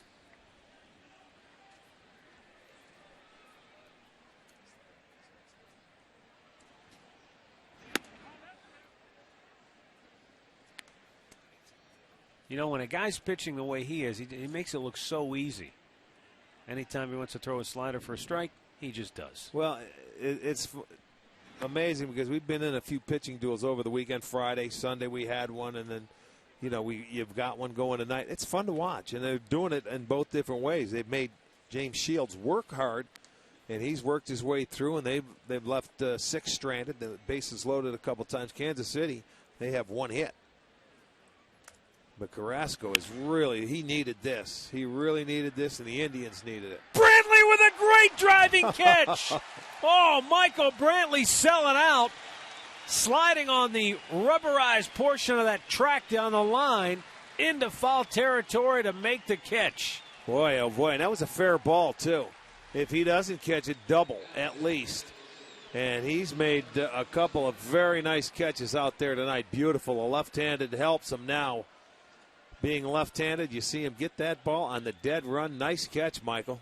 Well, you could see him adjust his route to the ball, too, because I think the wind is definitely playing tricks out there. It's doing a lot more on the field than we can see. And Alcides Escobar takes a fastball strike.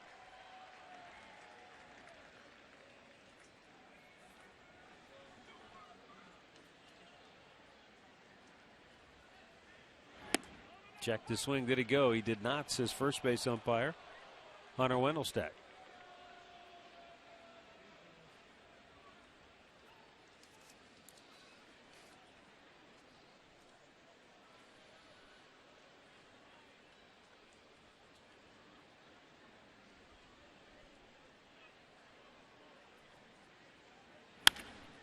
Up the middle. Big hop for Aviles from the grass. He throws. Not in time. Oh, boy. Nice try. Good effort by all involved. Aviles with a nice sliding stop, quick throw, and Reynolds stretched as far as he could. And include Escobar hustling down the line to just beat it out. That was really all that Michael Aviles could do.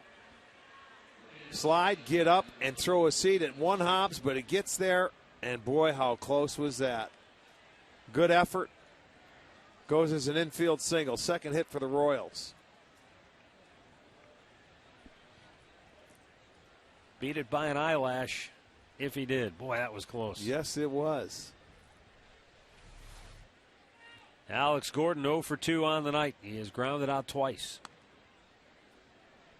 Lorenzo Cain, who singled in the 5th inning, stole second base. So Carrasco going to keep a close eye on Escobar, who has 10 steals, and he's very adept at swiping bases. That infield single there for Escobar ties him with Michael Bourne and one other guy to have 15 infield hits. That's in second place. Pedroia has 16. Escobar is 10 for 10 in stolen base attempts. And it's now 2-0 on Gordon.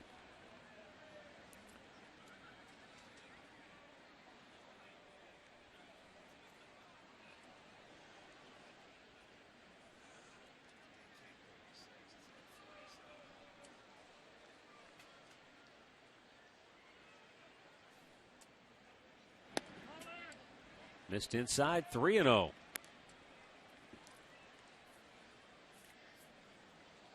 Only the second time tonight he has been out of the stretch. First time last inning with one out. Again this inning.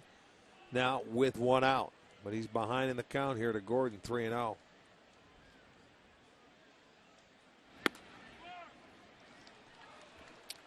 All right, so he's issued his first walk. And there are 2 on with 1 out. And Eric Hosmer coming up.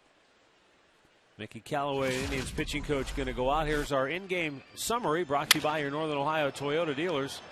Carlos Carrasco, through the first 5 innings, had allowed 1 hit, and that came with 1 out in the 5th inning. He struck out a couple.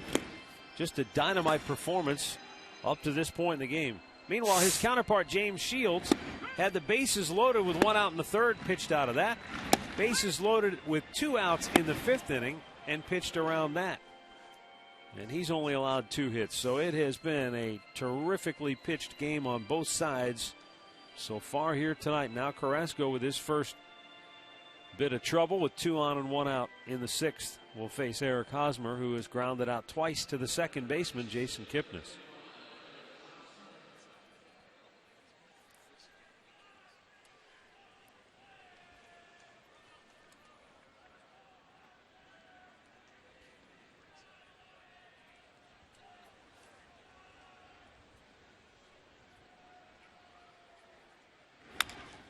Chop toward second.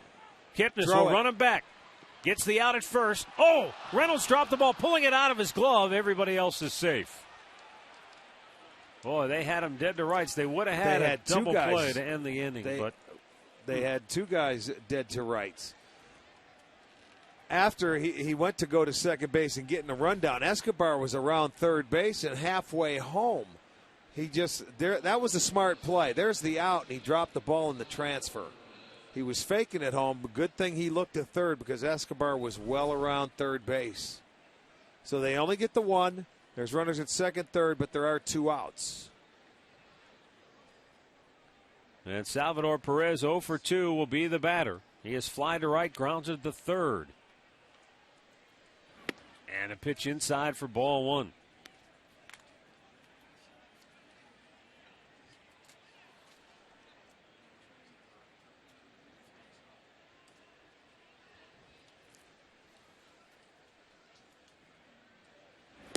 Oh, did he pull the string on him? Something fierce. And now he wants Santana to come out.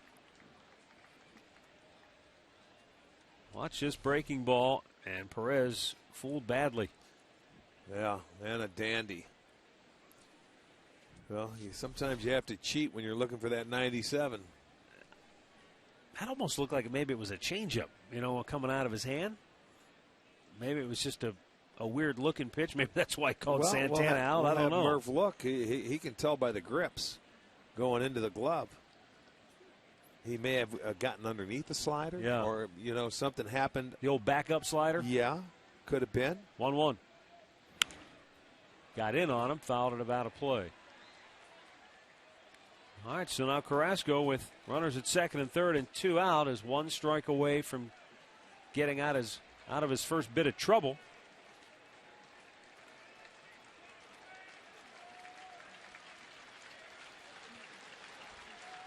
He sets and delivers.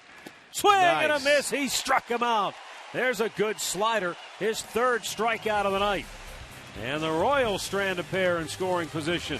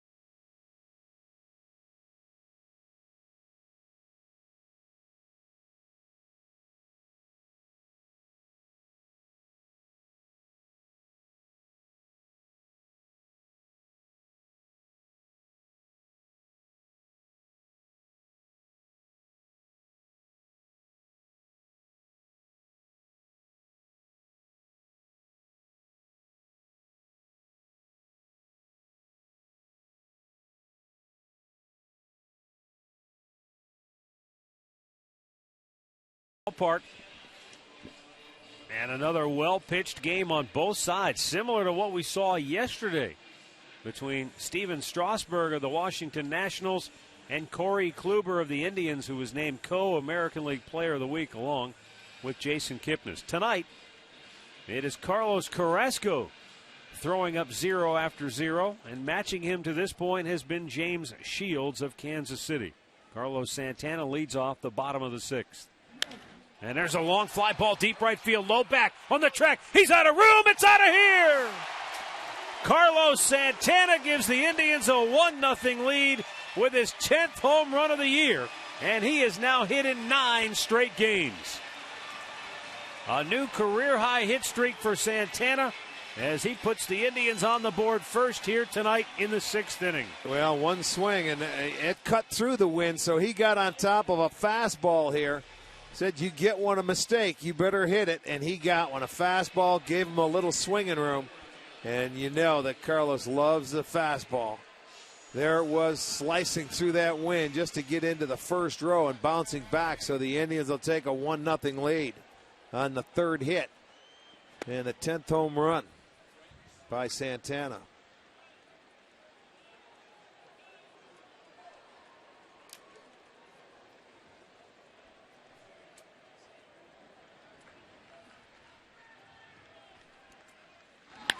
And there's a breaking ball that is lined short and handcuffed Escobar, but he hung on for out number 1.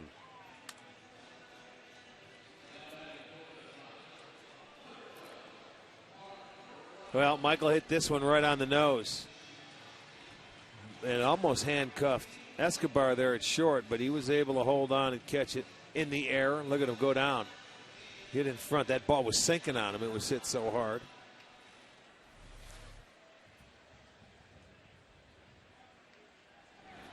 Swung on and missed.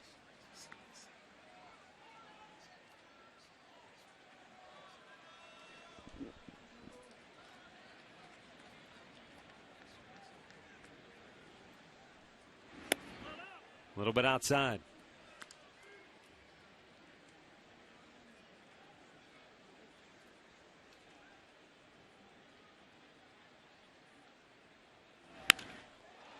Reynolds with a line drive single into left field. And Mark Reynolds is aboard with 1 gone here in the 6th inning. And before Jason Giambi steps in, let's get the answer to the AT&T trivia question. Arch, the Indians' record for most games at shortstop in a season? Boy, I don't know. When you see all the guys that come through here, Pascal and Boudreau, and it's Dick Hauser. Hunter's played every game. 1964, and then ended up going on to manage the Kansas City Royals. And sadly passed away on this day in I believe it was 87.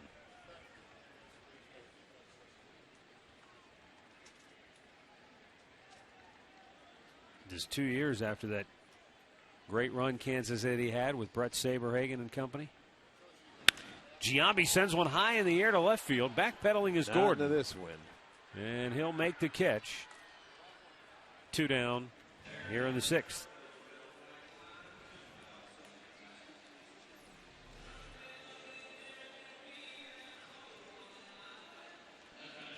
'81 through '86 for Dick Hauser, 3 divisional titles, and won the '85 World Series.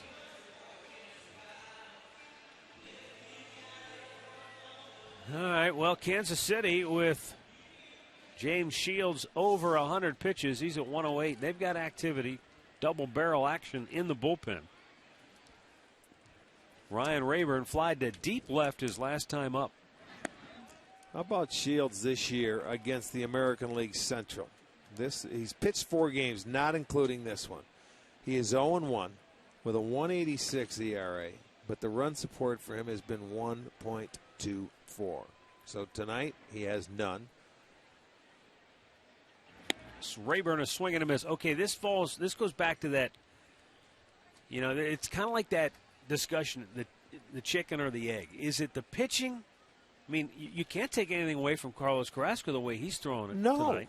I mean, is he just coincidentally running into a hot pitcher every time out. He must have started against Verlander a couple of times, and you maybe think Chris Sale when you're talking about our division, or who'd he match up against? Yeah, you have to wonder. Is a nice catch made by Lorenzo Cain to end the inning. So the Indians hitting some balls hard in this inning, and one of them leaves the yard. Carlos Santana homers, 1-0 Cleveland.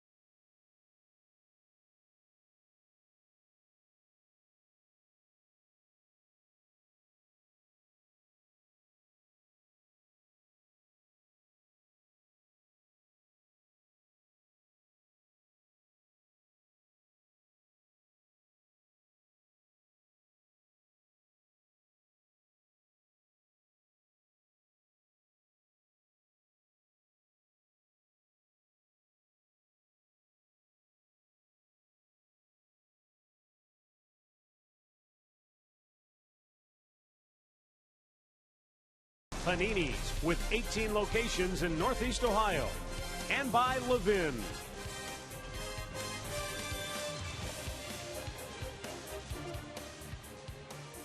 Get a look in at Progressive Field from our Panini Cam. Brought to you by Panini's Bar and Grill. Billy Butler leading off the 7th for Kansas City, and he leans back. It's a breaking ball. 1-0 Cleveland on the solo homer by Carlos Santana. Out of play, 1-1.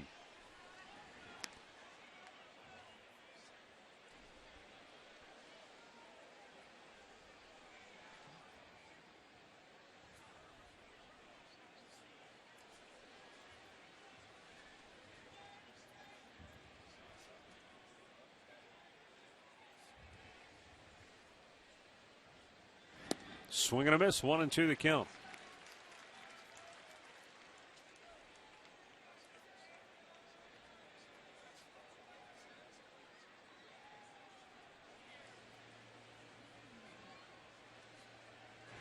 Nice. Swing and a miss. He struck him out with a good slider away. 4 Ks for Carrasco. He has struck out 2 in a row. And there is 1 gone in the 7th. You're going to see another good slider, and Carlos has had a very good slider tonight. When he's missed, he's gone down and away. He gets them to expand their strike zone, and that certainly comes from being ahead in the count. Gets them to swing and miss. So 4 strikeouts now for Carrasco.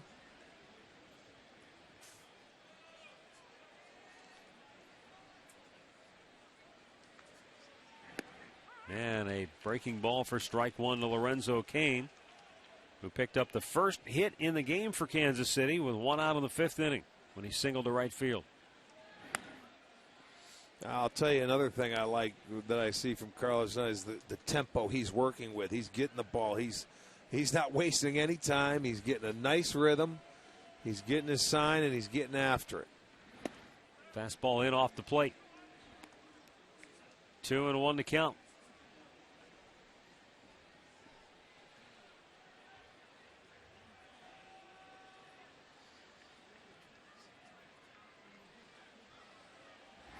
Big chopper to second base. Kipnis backs up, fires it over, 2 away.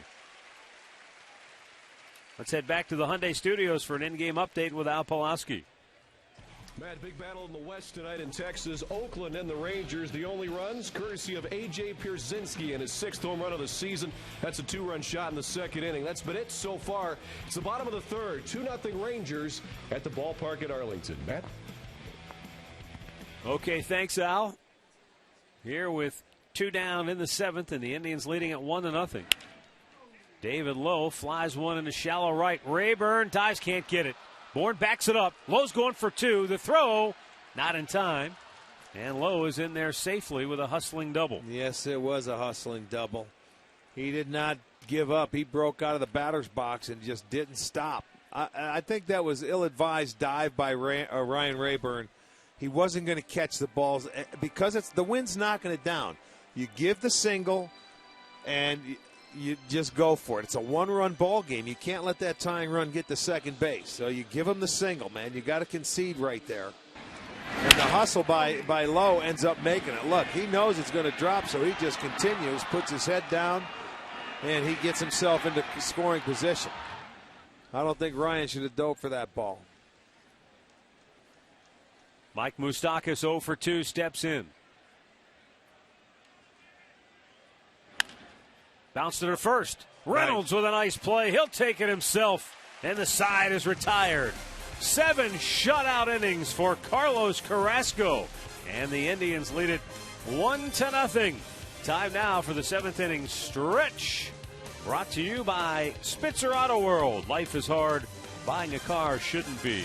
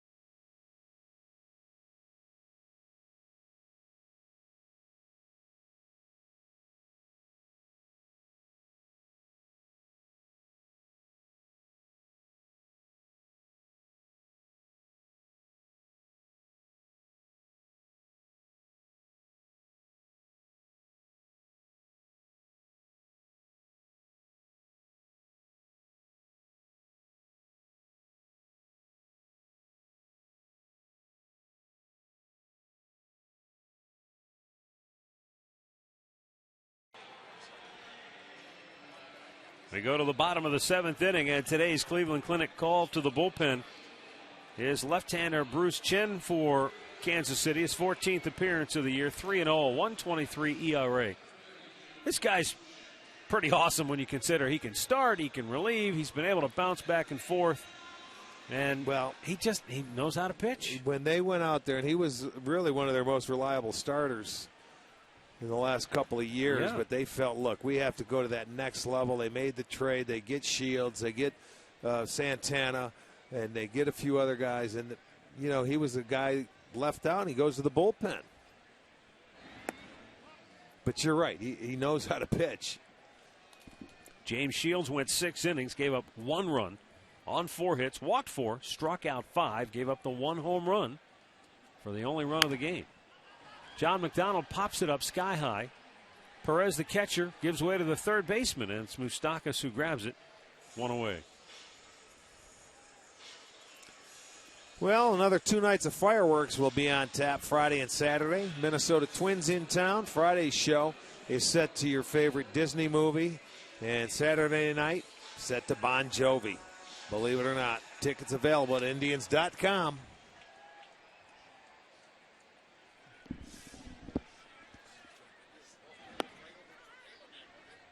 Chen with a strike to Michael Bourne, who has walked twice tonight.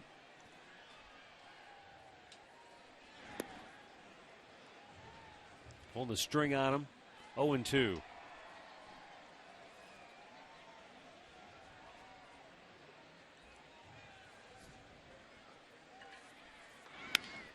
Bourne pulls it right center field, but on the run, David Lowe makes the catch. 2 down. Late innings are brought to you by Captain Morgan Rum. Raise a glass, always in moderation.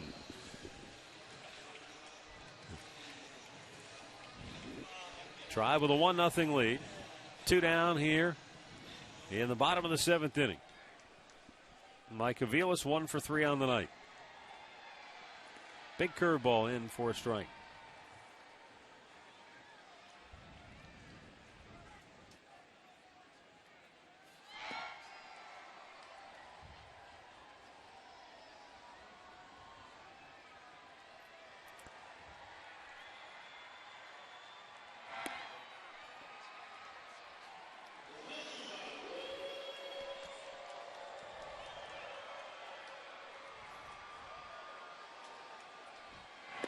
In off the plate.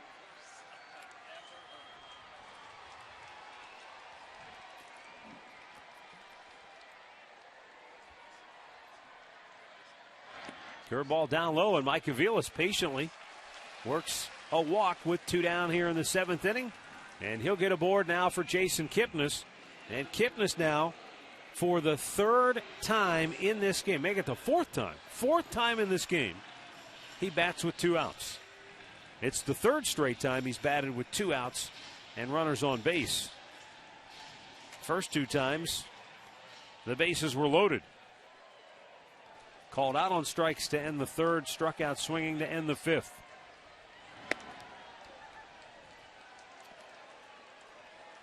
Well, in this situation, you would, at times with 2 outs, I think, like to try and steal a base. But with the left-hander, he could certainly negate it. You almost have to guess right.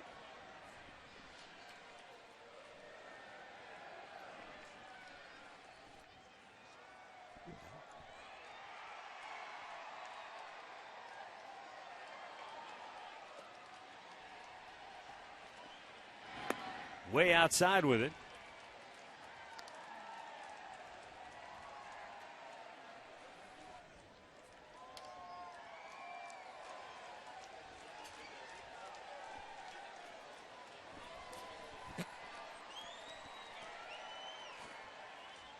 Throw to first, and back standing is Mike Aviles.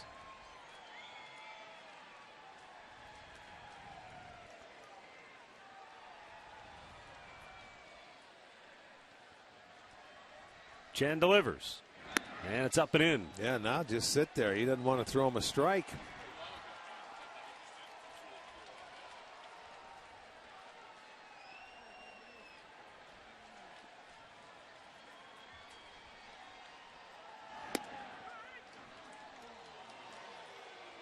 Chen's one of those guys that's almost like slowest at times. Yeah, he's not overpowering. You have to really be patient and try and get him to get the ball up. Ball 4, he's walked 2 in a row.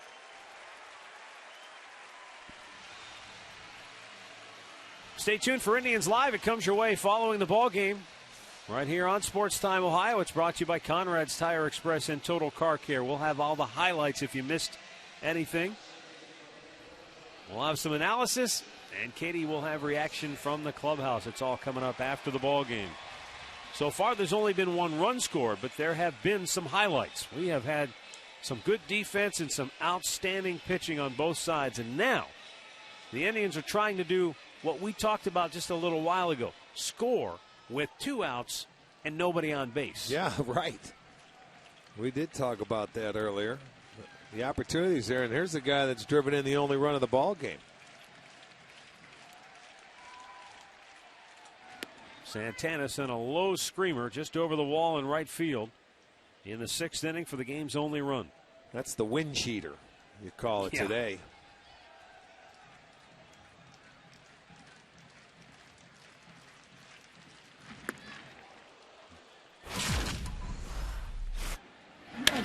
picks on a high fastball.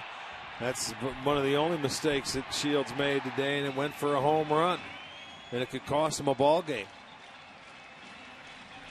Santana drove in the first run yesterday on a ball that off Strasburg, remember?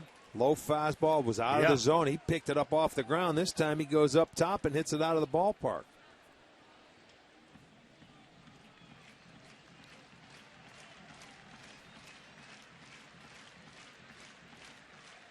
Chen walked Aviles, he walked Kipnis, but he's ahead of Santana. 1 ball and 2 strikes.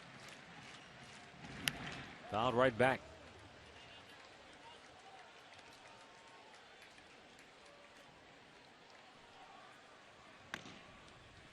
J.C. Gutierrez loosening for Kansas City. He's been up for quite some time. But it's Bruce Chen trying to get through this inning. He's thrown 10 balls, 10 strikes. The 1-2 to Santana. Right back to him. And that will end the inning.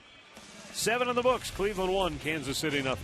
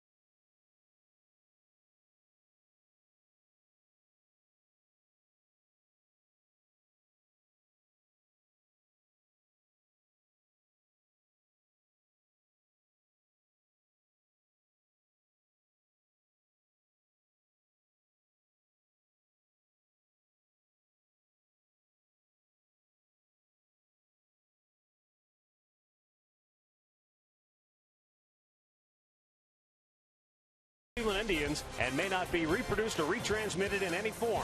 And the accounts and descriptions of this game may not be disseminated without the express written consent of the Cleveland Indians.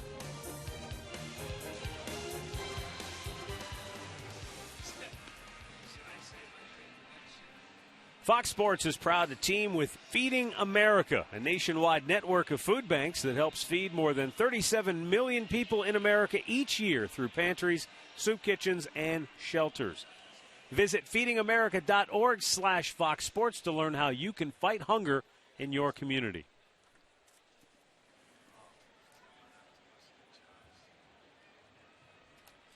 Carlos Carrasco to start the 8th inning. Chris Getz at the plate and takes strike 1. Carrasco has pitched 7 shutout innings tonight. In his first 2 starts of the year, he combined for 7 2/3 innings. And in those 7 2/3 innings, he allowed 17 hits. I almost have to look that up to make sure that was right. 17 hits, 13 runs. But tonight, he has pitched like the Carlos Carrasco that Terry Francona really wanted to see. Well, he's been on top of everything. Very crisp, very sharp, throwing strikes. Line drive, base hit into left field. Brantley will scoop it up. Brantley robbed Getz of a hit his last time up. Had another terrific play against him earlier in the game, but this time Getz said, I'm going to make sure he can't catch this. Well, I'm going to hit a line drive is what he's going to do. So the Royals get their leadoff man aboard, and as promised earlier, it's Miller time, brought to you by Miller Lite. Well, just what you were speaking up. Michael Brantley coming on. That was an easy one there. This one a little tougher. This one even tougher. Carrasco loving it. And 2 of those 3 catches were the last 2 against Chris Getz. Yes, they were. He takes off on the first pitch, and Escobar swings and fouls it away. He can handle a bat, this guy. That ball must have been, 6 inches outside at least, and he's still able to get a piece of the ball. Let's look where this pitch is at. Look at that's way outside. But with the guy running, it's a hit and run. You got to put the ball in play, and this he's one of the better ones at it that I've seen. And they may try it again at some point in time. He's also a good bunter. Throw to first, gets back with the dive.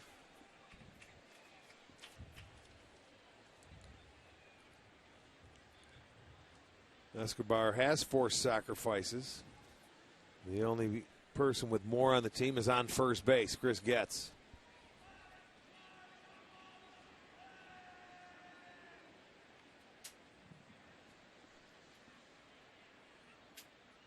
He'll go Runner back to goes, back. and a bunt. That's the run and bunt. And Carrasco will throw out Escobar. You have to have confidence in that hitter to start your runner there, and Escobar bunted, unless he missed a sign, which I don't think so. See, there's the runner. He's starting. He's saying, all right, that's confidence in that guy getting the ball down on the ground, isn't it? When you start your runner. Terry Francona going to the mound. And he has made up his mind. Carlos Carrasco goes 7 1/3 shutout innings. But he will be responsible for the runner at second base. He'll get a standing ovation from the 12,803 in attendance here tonight. He leaves after 90 pitches. And today's Cleveland Clinic call to the bullpen will bring on Brian Shaw.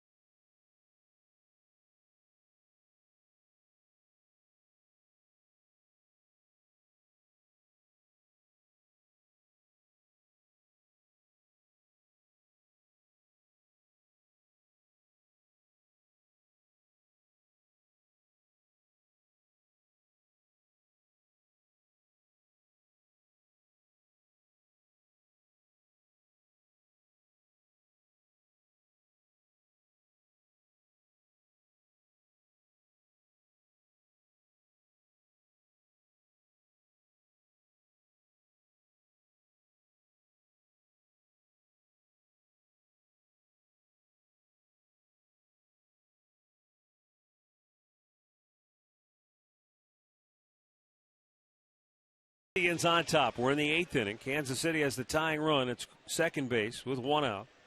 Alex Gordon will be the batter. Brian Shaw, 28th appearance of the year, on in relief now for the Indians. And a first pitch strike. Gordon 0 for 2, walked his last time up. Carlos Carrasco, terrific effort here tonight.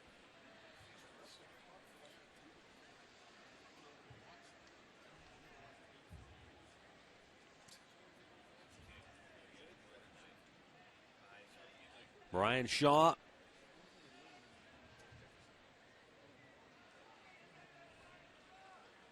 Trying to make sure that runner, Chris Getz, does not get home. Well, for Carlos Carrasco tonight, with runners on, the Royals were 0 for 5. In his first 2 starts, they were 11 for 22 when he had runners on. He was outstanding tonight. I mean, he needed this. This is a shot in the arm for him.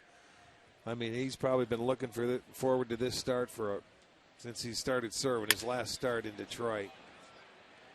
John McDonald makes the catch on a looping liner that didn't look like it was ever going to land. It looked like it was in slow motion, and it sounded funny coming off the bat. I don't know, was it that cutter inside that just jammed him? But it sounded funny, it looked funny, and McDonald made the catch. But Aviles, I thought they were going to collide just from my angle. That was a cutter in. Listen to the sound. That's not good. That broke that bat, shattered it in there. And couldn't get it out of the infield. Out number 2.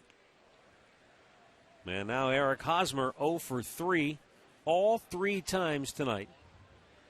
He grounded to second baseman Jason Kipnis. That was with Carlos Carrasco on the hill. Now Brian Shaw takes aim.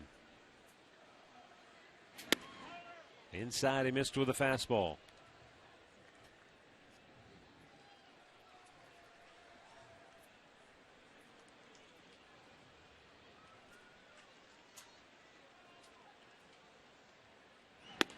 Oh, tied him up with some high cheddar.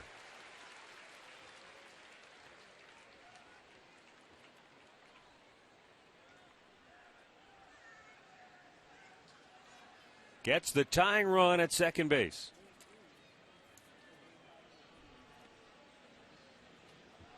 The 1-1 in the air off the end of the bat. Going to be a tough play. And nobody will get it. The Royals will tie the game. Hosmer going to second. There's nobody at the bag. He'll get in there safely. Well, you've got your second baseman, you got your shortstop, and everyone coming to the ball. And nobody was at second base. So Hosmer didn't hit it hard, but he hit it in a perfect spot. And Carlos Carrasco will be charged with the Royals' only run of the ball game. And so a no decision for Carlos. Well, it was a changeup. It was off the end of the bat. And look, you've got your center fielder, second baseman. No one's at second. McDonald should have been maybe over there at second base instead of standing and observing. There's not much more you could do. Nobody else could cover. He was a little too late, but someone's got to be there. Maybe the pitcher or the third baseman just paying attention.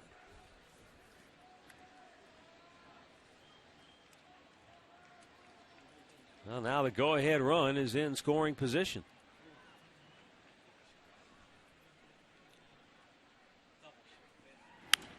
Fouled back out of play.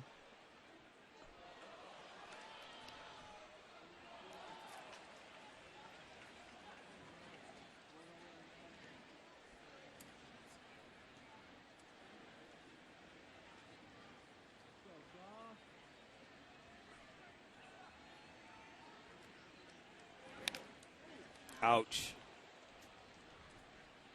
Looked like Santana was going to block that ball in the dirt. Perez got a piece of it, and it went right off Santana.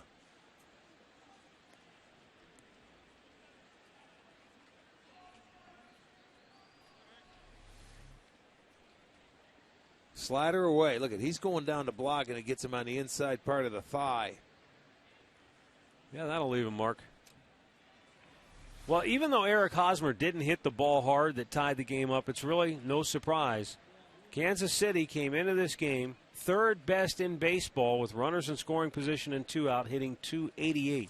The Indians and the Royals have been great at scoring with 2 outs and runners in scoring position all season long. I think the Indians were second best, Royals third best. Hey, it never has to be, a solid line drive, but if you put the ball in play, a swinging bat's a dangerous bat.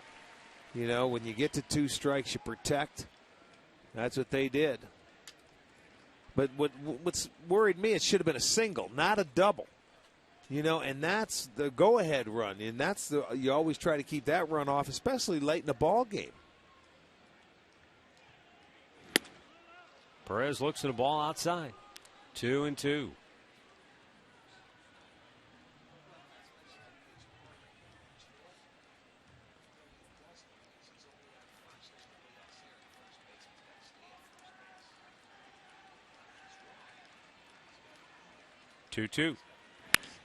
In the air, center field. Bourne got a great jump. He's there. He's got it. And we'll go to the bottom of the 8th. We're now tied at 1.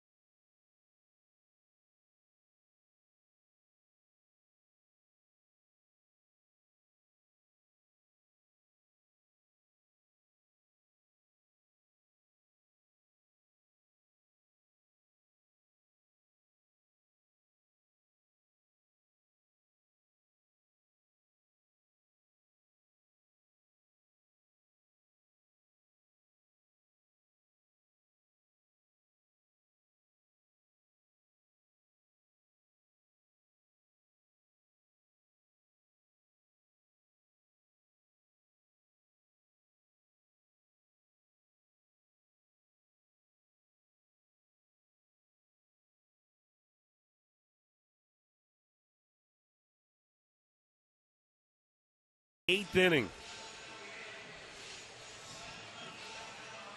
Michael Brantley will lead it off. Then you got Mark Reynolds, followed by Jason Giambi. Bruce Chen worked a scoreless 7th inning, though he did walk a pair, and he'll stay on to pitch the 8th.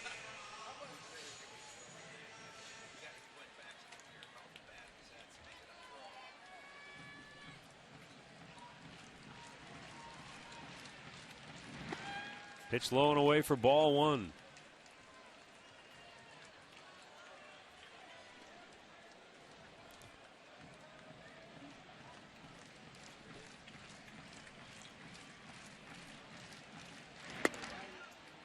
Got a message from our good buddy Kreskin, who watching at home in New Philadelphia tonight because his services weren't needed here at the ballpark tonight. And said he got caught in a monsoon walking across the parking lot at the grocery store a little while ago. Well, the great Kreskin then turned into a lobster because he should have known that was coming. That's exactly right. That's what I was thinking. Maybe he swam across the parking lot. Yeah, right. Crawled over on his little... Crawled into his shell. Now the 2-1. And Michael looks at a strike. And the count even at 2-2.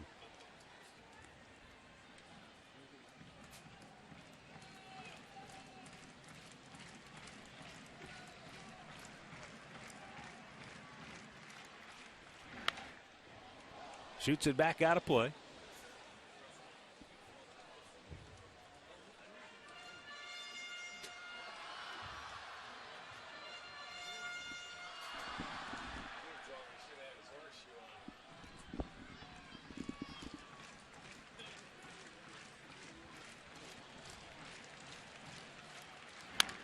Big chopper towards second base.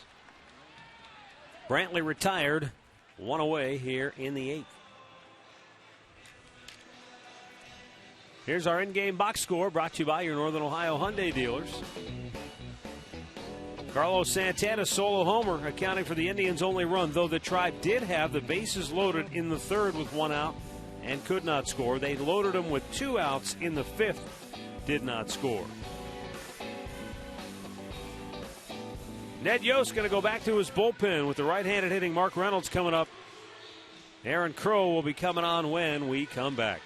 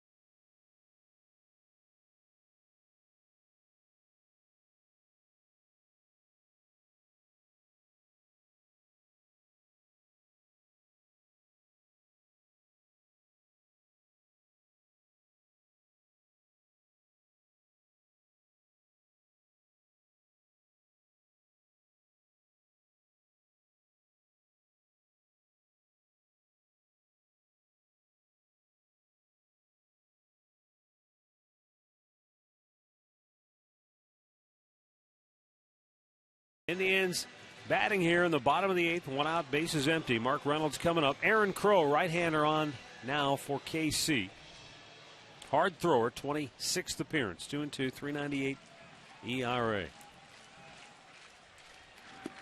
Reynolds takes a strike.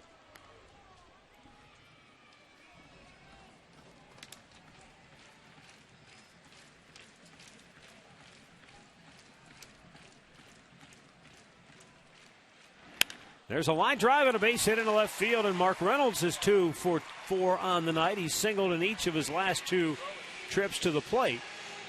And the Indians have a 1-out base runner now for Jason Giambi. He gets a breaking ball and stayed on top of it, stayed back, put a nice swing on it, and his last 2 hits, line drives to left field. The go-ahead run is on at first base with 1 out.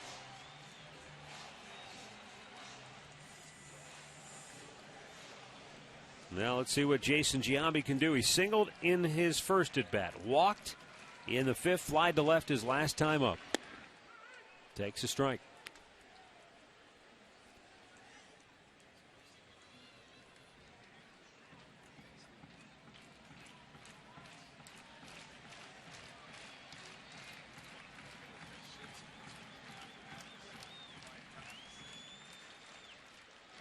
Giambi takes it's outside, 1-1.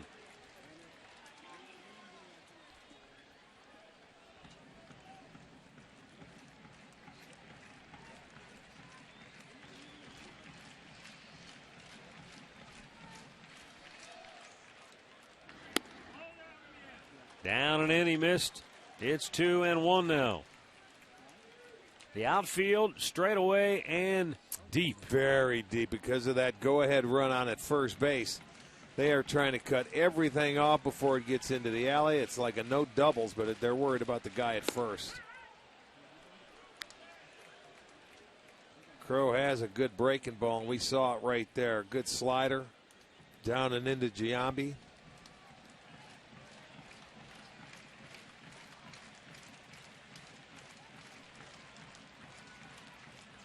Two pitch.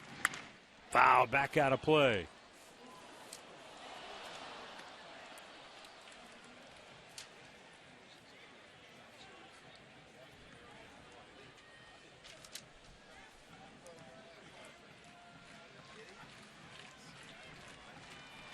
Giambi trying to put a jolt into a pitch here and get the try back in front. The 2-2.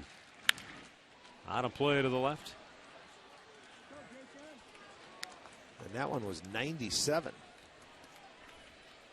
I mentioned before, Aaron Crow, he's a hard thrower.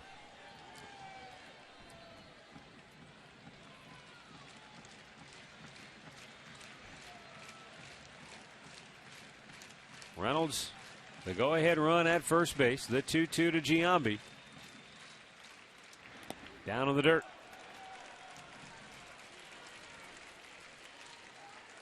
You know, that's the thing we were talking about with Carrasco, which made him so impressive tonight is if you've got a 96 to 97 mile an hour fastball, that's one thing. But when you can throw your slider for a strike almost at will, then the hitters are really stuck. You're right. They're in trouble. Pick one, and good luck. Runner goes. 3-2, swing and a miss. Throw down into center field. Reynolds can get up and go, but he doesn't pick up the ball till now. Still, he'll make it in safely. So Reynolds is at third. There are now 2 down in the inning. Well, he did finally pick it up, and for Mark Reynolds, that's his 3rd stolen base. He hasn't been caught yet, but he's off and running. The strikeout, the throw from Perez is a little high and into center field. Look at way off line. Reynolds finally picks it up, and he will get to third base. So an error on Perez. Yeah, he's normally pretty good back there behind the dish. That throw really missed its target. And now Ryan Rayburn with a chance to give the Indians the lead. He is 0 for 2 with a walk. He flied to deep left in the 5th inning. Line to center to end the 6th. So he's hit a couple of balls right on the screws tonight, and he's got nothing to show for it. Well, then it's time to bloop one in. You've tried hitting it hard, didn't work. Hit a changeup somewhere. Well, that's how Eric Hosmer tied it up for Kansas City. And it's 0-2.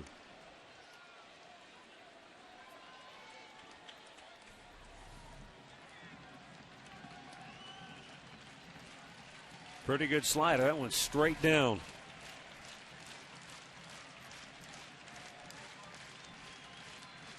Crow delivers. Low and away with a heater.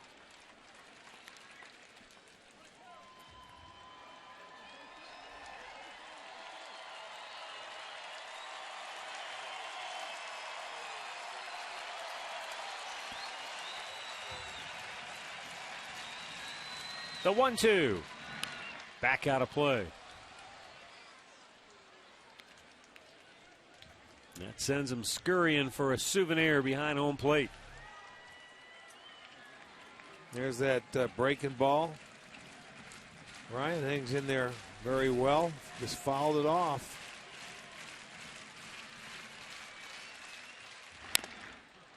That one fouled straight up. Hit the dirt, came back up, and I think it hit his bat a second time. So Rayburn trying to dig himself out of a 1-2 hole and come up with a clutch hit here in the 8th inning.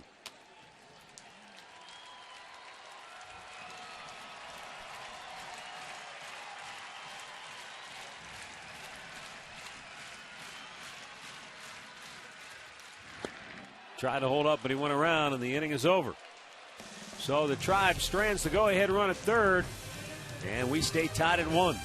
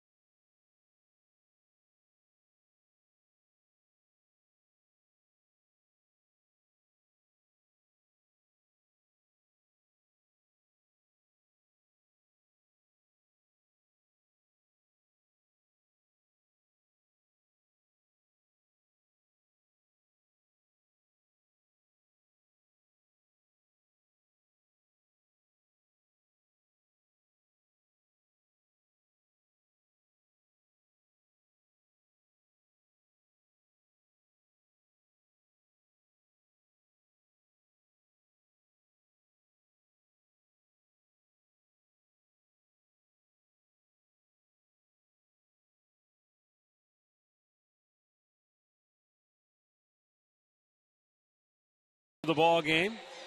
We've got the highlights, analysis, and a whole lot more. It comes your way.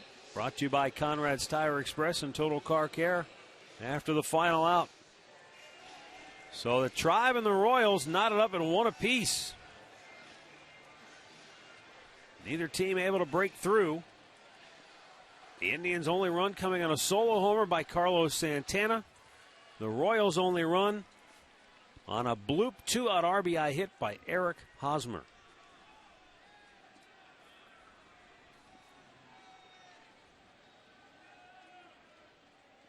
Billy Butler 0 for 3 on the night.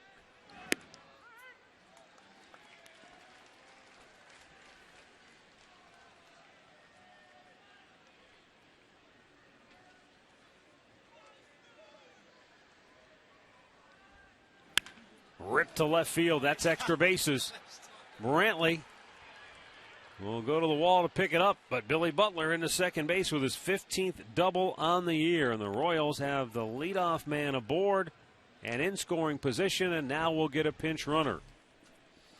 Well, Butler, one of those guys, you know, he's a couple of years ago was a doubles machine, and he'll use the whole field, and he turned on a pitch inside here and got it down into the left field corner. So the Royals off to a good start in this inning. They'll lead off double. That's their 3rd double of the night. Elliot Johnson, the pinch runner.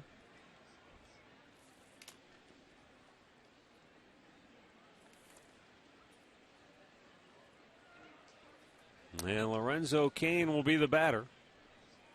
He is 1 for 3 on the night. Mark Reynolds in on the grass at third. John McDonald at the cut of the grass at third.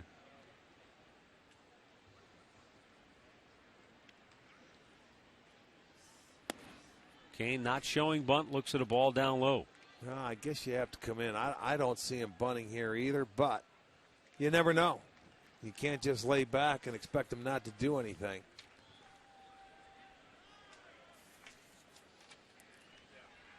Kane does not have a sacrifice this year, so he's hacking all the way. And Shaw misses again, 2-0.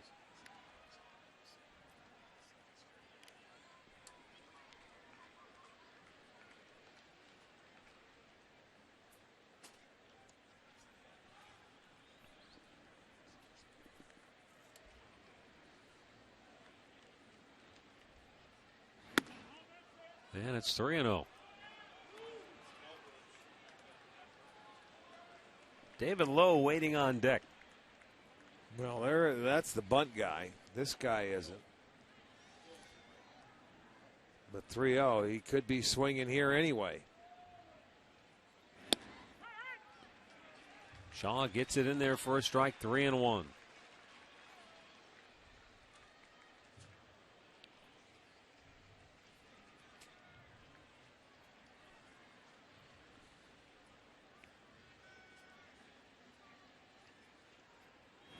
Check. Did he go? He did, says home plate umpire Greg Gibson, and now a full count. Yeah, he's upset with himself. Kane is Lorenzo. He knew that he was just trying to be aggressive. He wanted to get that guy over, but he helped him out. He could have been on first base. There's the look from the side. He did certainly go. Now Shaw with a 3-2 pitch. And he lays off the slider.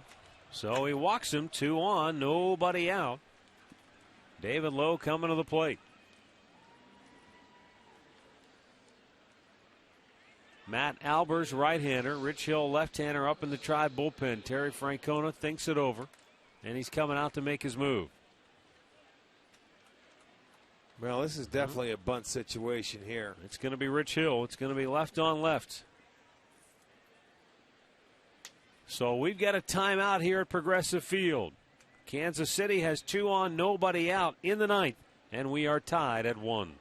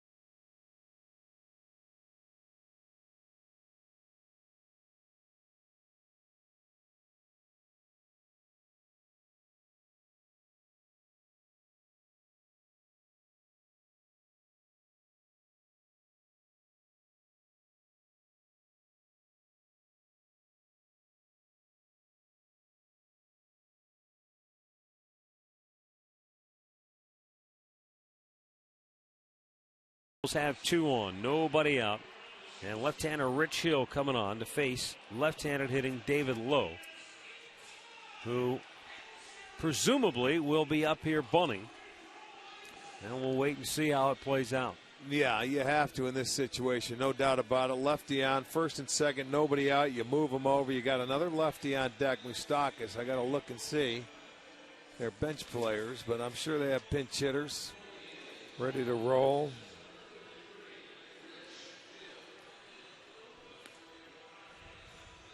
Yeah, you got Frank Coeur, and that's why he's got another right-hander going. But I think right now, point in hand is get him over. No sack bunts in his career. Well, he's going to try for his first here, I would think.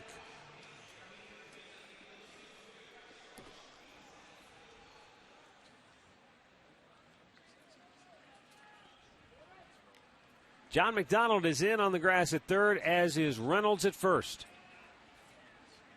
Now McDonald backing up to the cut. Lowe had already squared as Hill came off the back of the rubber and looked to second base. So Lowe tipped his hand. He is going to be bunting. Will the Indians try a wheel play, or will they just take the out? No, you're just going to take an out here. He bunts it back toward the mound. Hill was looking to third. He slips and falls, and they don't get anybody out. They were going to try to get the runner at third. McDonald stayed at the bag. Instead, they get nothing, and now they're loaded with nobody out. Man, he's going to end up probably coming out of the game because they got a pinch hitter coming up.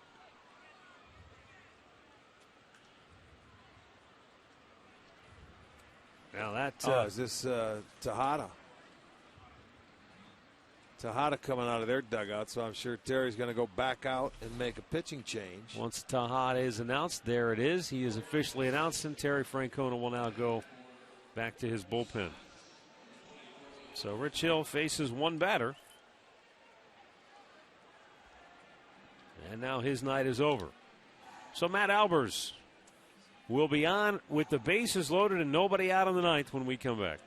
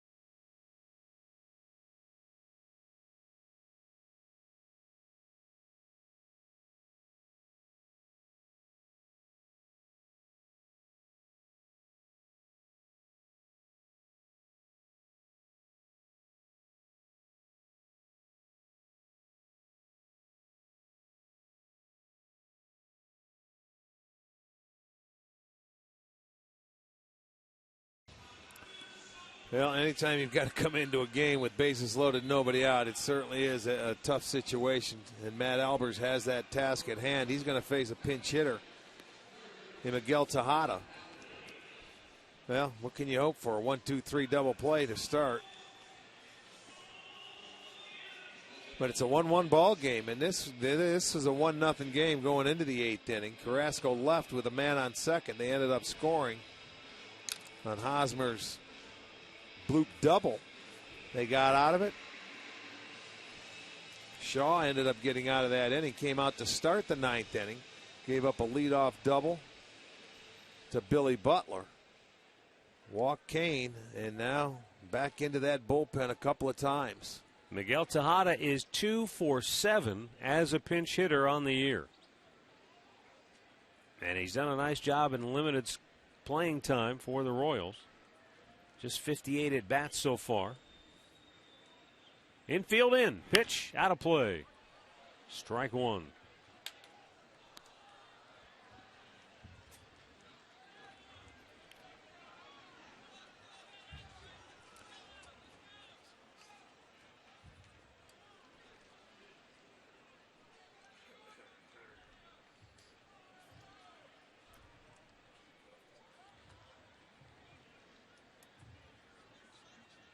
The 0-1.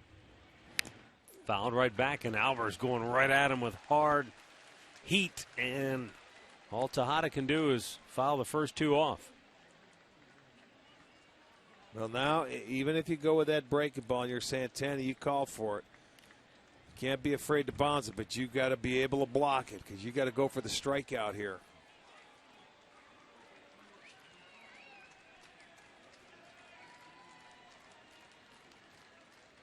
And the 0-2. Down on the dirt, Santana blocks it, keeps it close enough. What I'm talking about right there. You know you call it. He's going to throw it in the dirt, so you better be ready. He doesn't want to throw a strike. You're trying to get a swing and miss. He almost came up too quickly on that ball. It's a good thing it got a piece of his leg because it just trickles between them, and he's able to turn around and pick it up.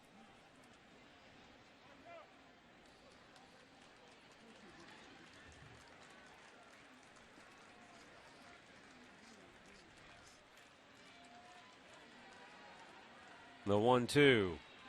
In the dirt again, and this one does go to the backstop. Santana, quick flip to Albers, safe at the plate. Just what I was talking about. You got to get down on the breaking ball. Well, the Royals take a 2-1 lead. Well, it goes as a wild pitch, but it comes straight back. It's a close play. His foot gets on the plate. But, man, you have to be ready to block anything. Disappointing right there. They take the lead without putting a ball in play.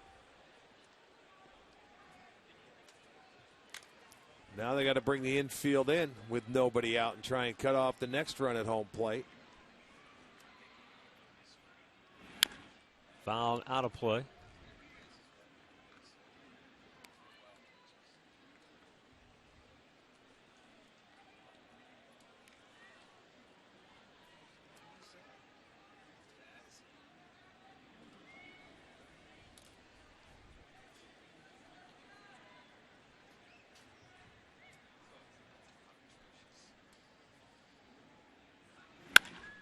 Line to first, caught by Reynolds, one away.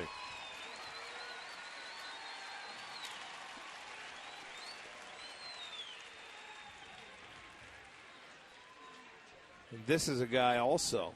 I mean, he puts the ball in play, but he's a good bunter. And you could possibly see a squeeze play here as he hits the ball right on the nose. It's right at Reynolds, line drive. The base runners just stayed put. They do get the first out. Now they're going to put Getz on, and they're going to take their chances with Escobar because this guy is going to find a way to put the ball in play. And you could see a squeeze play with him as well. Sure, he's a terrific bunter. He's a terrific bunter. He did it last time they started the runners. He can put the bat on the ball. This is going to be hard work to get this next guy out.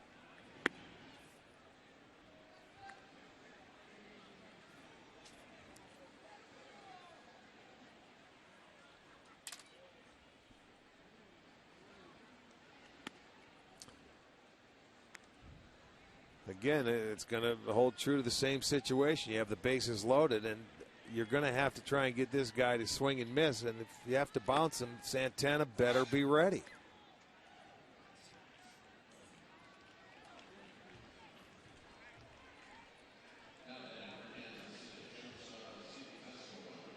All right, so bases loaded, one out.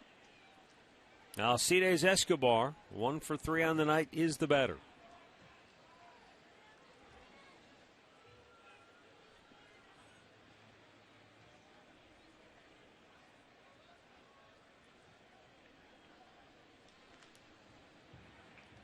Be ready. Squeeze could be on.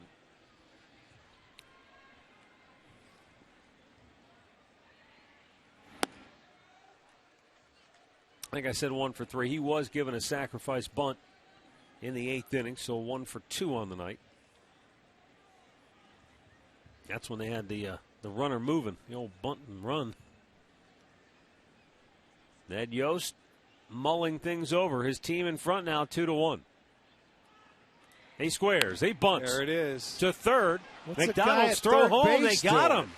Lorenzo Cain I think he just forgot blew the bases were loaded there. He just blew that whole thing. That might have been a safety squeeze, but he blew the whole call right there. He stopped in his tracks. It was on. If you take off, you score. Look at. He didn't even see it. Look at. He stops. Oh, my goodness. Force out at the dish. A little backhanded flip. Thank you so much. You keep it a one-run ball game. And I'm going to say a safety squeeze is what I'm going to say. You know what I mean? You make sure the ball's on the ground before you take off, but he he felt like he didn't want to go somewhere. You have to go. So he didn't know what he was doing. He helps out the Indians. That's 2 outs.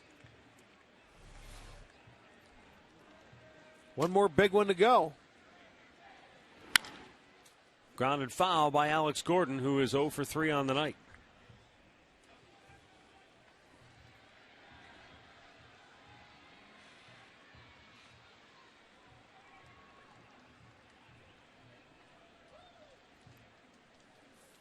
Looking ahead to the bottom of the ninth, it'll be John McDonald, then Michael Bourne and Mike Aviles for the Tribe.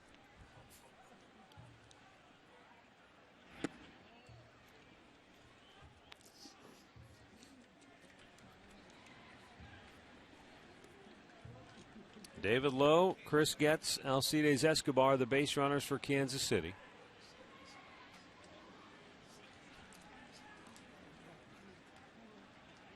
Albers with a 1-1.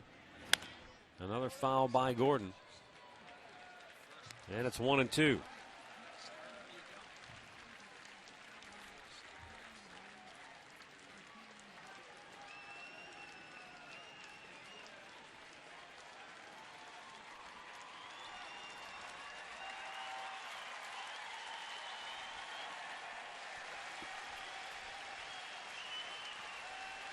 Albers trying to get out of the jam and keep it a 1-run game. The 1-2 pitch in the air center field. Bourne on the move. He'll be there to make the catch, and he does.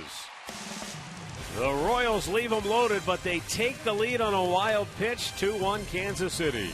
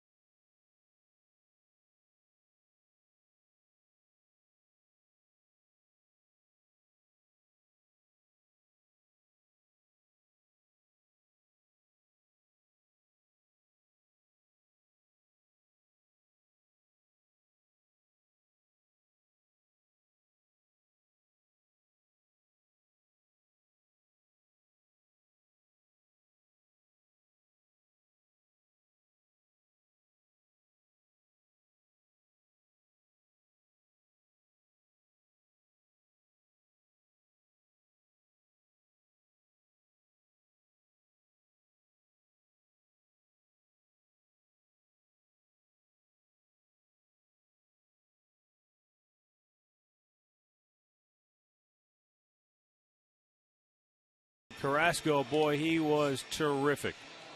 But so was James Shields. Each pitcher only allowing 1 run. And Carrasco was not in the game when that run scored. He had been pulled after 90 pitches tonight.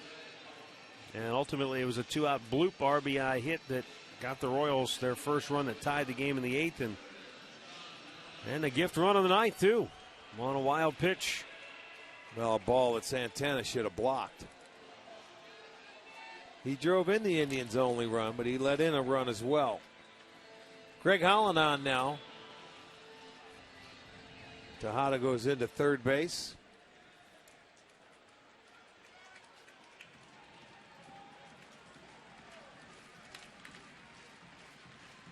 Johnny Mack will try to start it for the Indians here in the bottom of the 9th, and he looks at ball 1 from Greg Holland, who can really rush it up there in a hurry.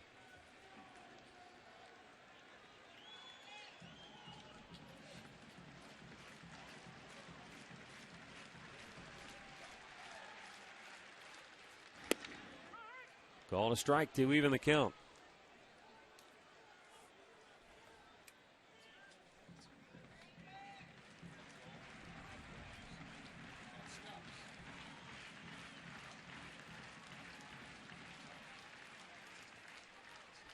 The 1-1. He did not go. 2 balls and a strike. If you're wondering about potential pinch hitters and what the Indians have on their bench, they're already playing essentially kind of with a short bench because of the extra man in the bullpen. Then you put Nick Swisher out of the equation because he's got the sore shoulder. So that leaves you with Yan Gomes, your backup catcher. And Stubbs. And Drew Stubbs. You basically have one guy on your bench because you really don't want to use Gomes. Way short. Unless he goes for Santana. McDonald is swinging a miss. 2-2 the count.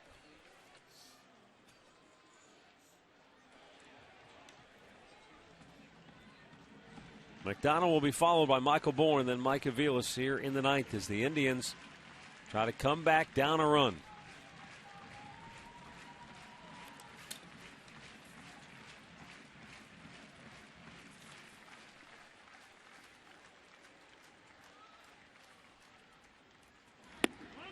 That's down low and a full count. So McDonald keeping his hopes alive here in his first at bat, or in the first at bat of this 9th inning.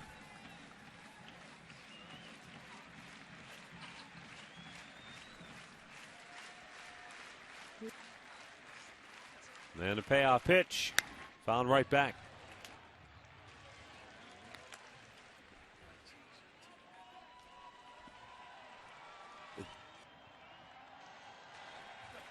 Michael Bourne will be next.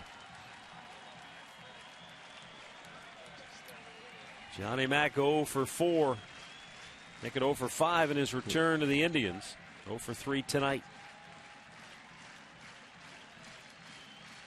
Be a great time to get that first hit. Though a walk would work just as well. And the 3-2 delivery. In the air to center field. Right at Lorenzo Cain. 1 down. Top of the order now, Michael Bourne. Bourne 0 for 2. He has flied to center and flied to right.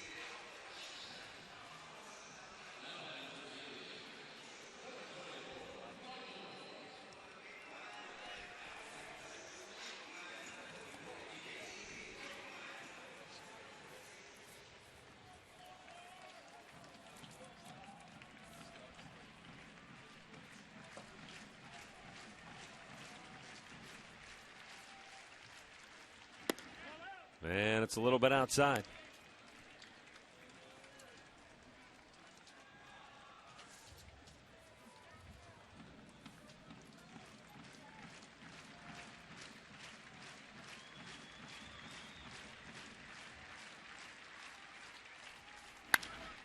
That's hit pretty well to center field. Back goes Cain on the move, on the track. He's at the wall. It hits off the wall. Then it caroms by him. Bourne around second. He thought about it, put the brakes on wisely, and stops at second base with a 1-out double. Boy, Michael Bourne put a charge into that ball deep in the left center field. And when it caromed past Cain, you thought maybe Bourne could go all the way to third. But it was backed up smartly by Alex Gordon. If Gordon's not there, I think Bourne maybe goes to third. He is. There's no question. He thought about it, and then he looked, and he realized who picked up the ball. He knew. He is a great base runner, very instinctive. He can't make the out. There's the tying run. He had to be 100% sure if he was going to third base. So wisely holds up, but they have a chance now to tie it with a base knock. And Mike Aviles will be the batter, 1 for 3 on the night. Greg Holland delivers, and Aviles a swing and a miss.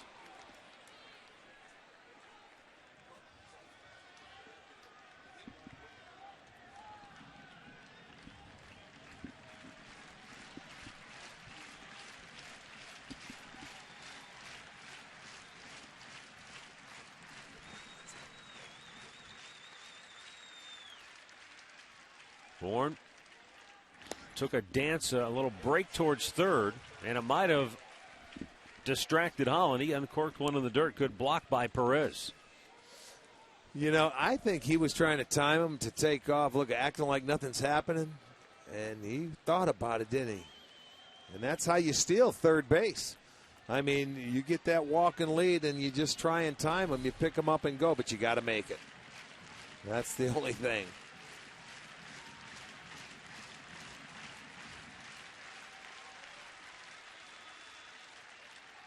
And he read, you could see Bourne read all the way that Holland was going to come back to him.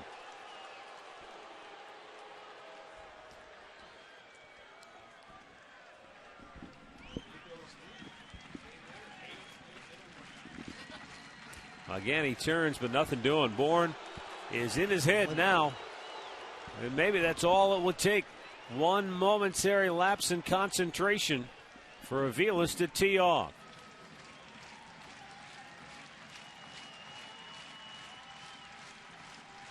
And the 1-1 called a strike at the knees. Aviles does not care for the call. He's down on the count, 1-2. Well, that's in a spot where he can't hit it. I'll tell you that. It looked like it might have been a little low. Yeah. But if he's going to get that call, it's going to be tough. You're going to have to battle to try and put it in play.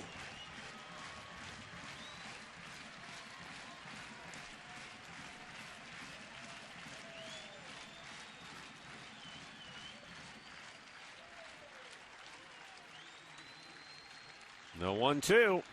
It gets by him all the way to the backstop, and now Bourne does get to third. So each team with a wild pitch here in the ninth inning. Yeah, the only difference is that Kansas City scored on theirs. Now the count 2-2 for Aviles, and he's got an opportunity to get Bourne home now from third base. If he can get one in the air to the outfield. Of course, the Royals bring the infield in. Cut of the grass around the horn. Holland sets. And the 2-2 pitch. Bounce towards third, but foul.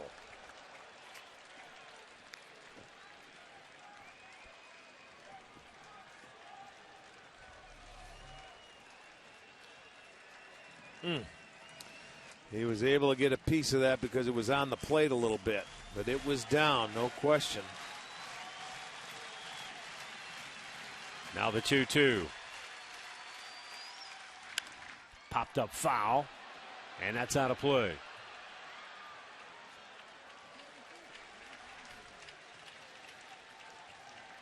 And now Salvador Perez will take a walk out.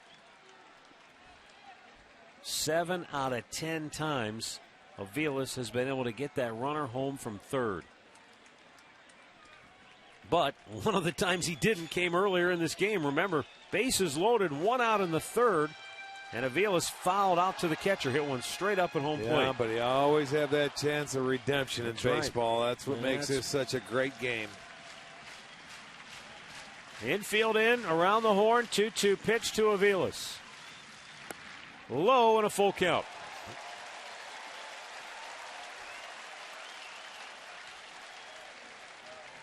Jason Kipnis waiting on deck.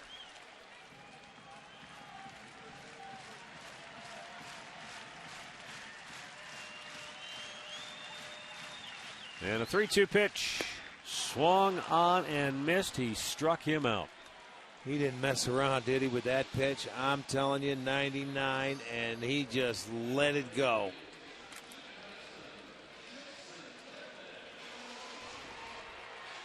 Well, Jason Kipnis coming to the plate. He's the last hope for the Indians on Friday night. He got the game winner home from third to beat the Nationals in the bottom of the ninth inning. Can he do it again here tonight?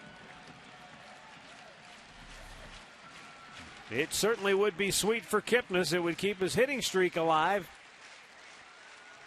He is 0 for 3 with a walk.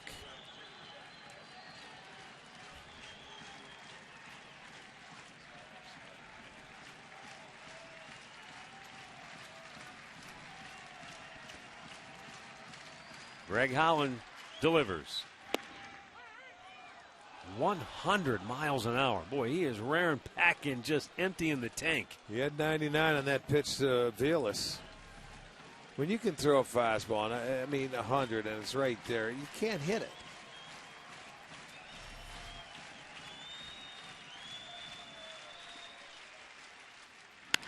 Grounded towards second base. Gets, throws him out. So the Royals win it. They hang on for the 2-1 victory as the Indians drop the series opener in frustrating fashion here tonight. The Indians leave 11 men on base in their 2-1 defeat at the hands of Kansas City as the Tribe dips below 500 at 34-35. Kansas City gets to the break-even mark at 34-34. And with that, the Royals go a half game in front of the Indians now in the Central Division standings. Kansas City comes back to do it. It's their 8th win of the year for Kansas City. Well, they weren't, when they trailed going into the 8th inning. So that's pretty good for the KC Royals. And again, they didn't get a hard hit from Eric Hosmer. They got a blue pit to tie it, and they got a fortuitous wild pitch that got by Santana to ultimately win it. And it's time for our key play of the game, brought to you by KeyBank. Well, let's go back to that 8th inning the 9th inning, and there you'll see the leadoff double by Billy Butler. Okay, you get it started, they pinch run for him. Now you've got a bunt play, and watch Hill. Falls down, they're giving up the out. That loads the bases instead of second and third, and then they're going to end up scoring on a wild pitch between the 5-hole on Carlos Santana. That's the run that ends up doing him in. That's our KeyBank key play of the game, brought to you by KeyBank, proud to be the banking home of the Cleveland Indians. 2-1 is the final score. Indians Live. We'll talk about it, break it down next.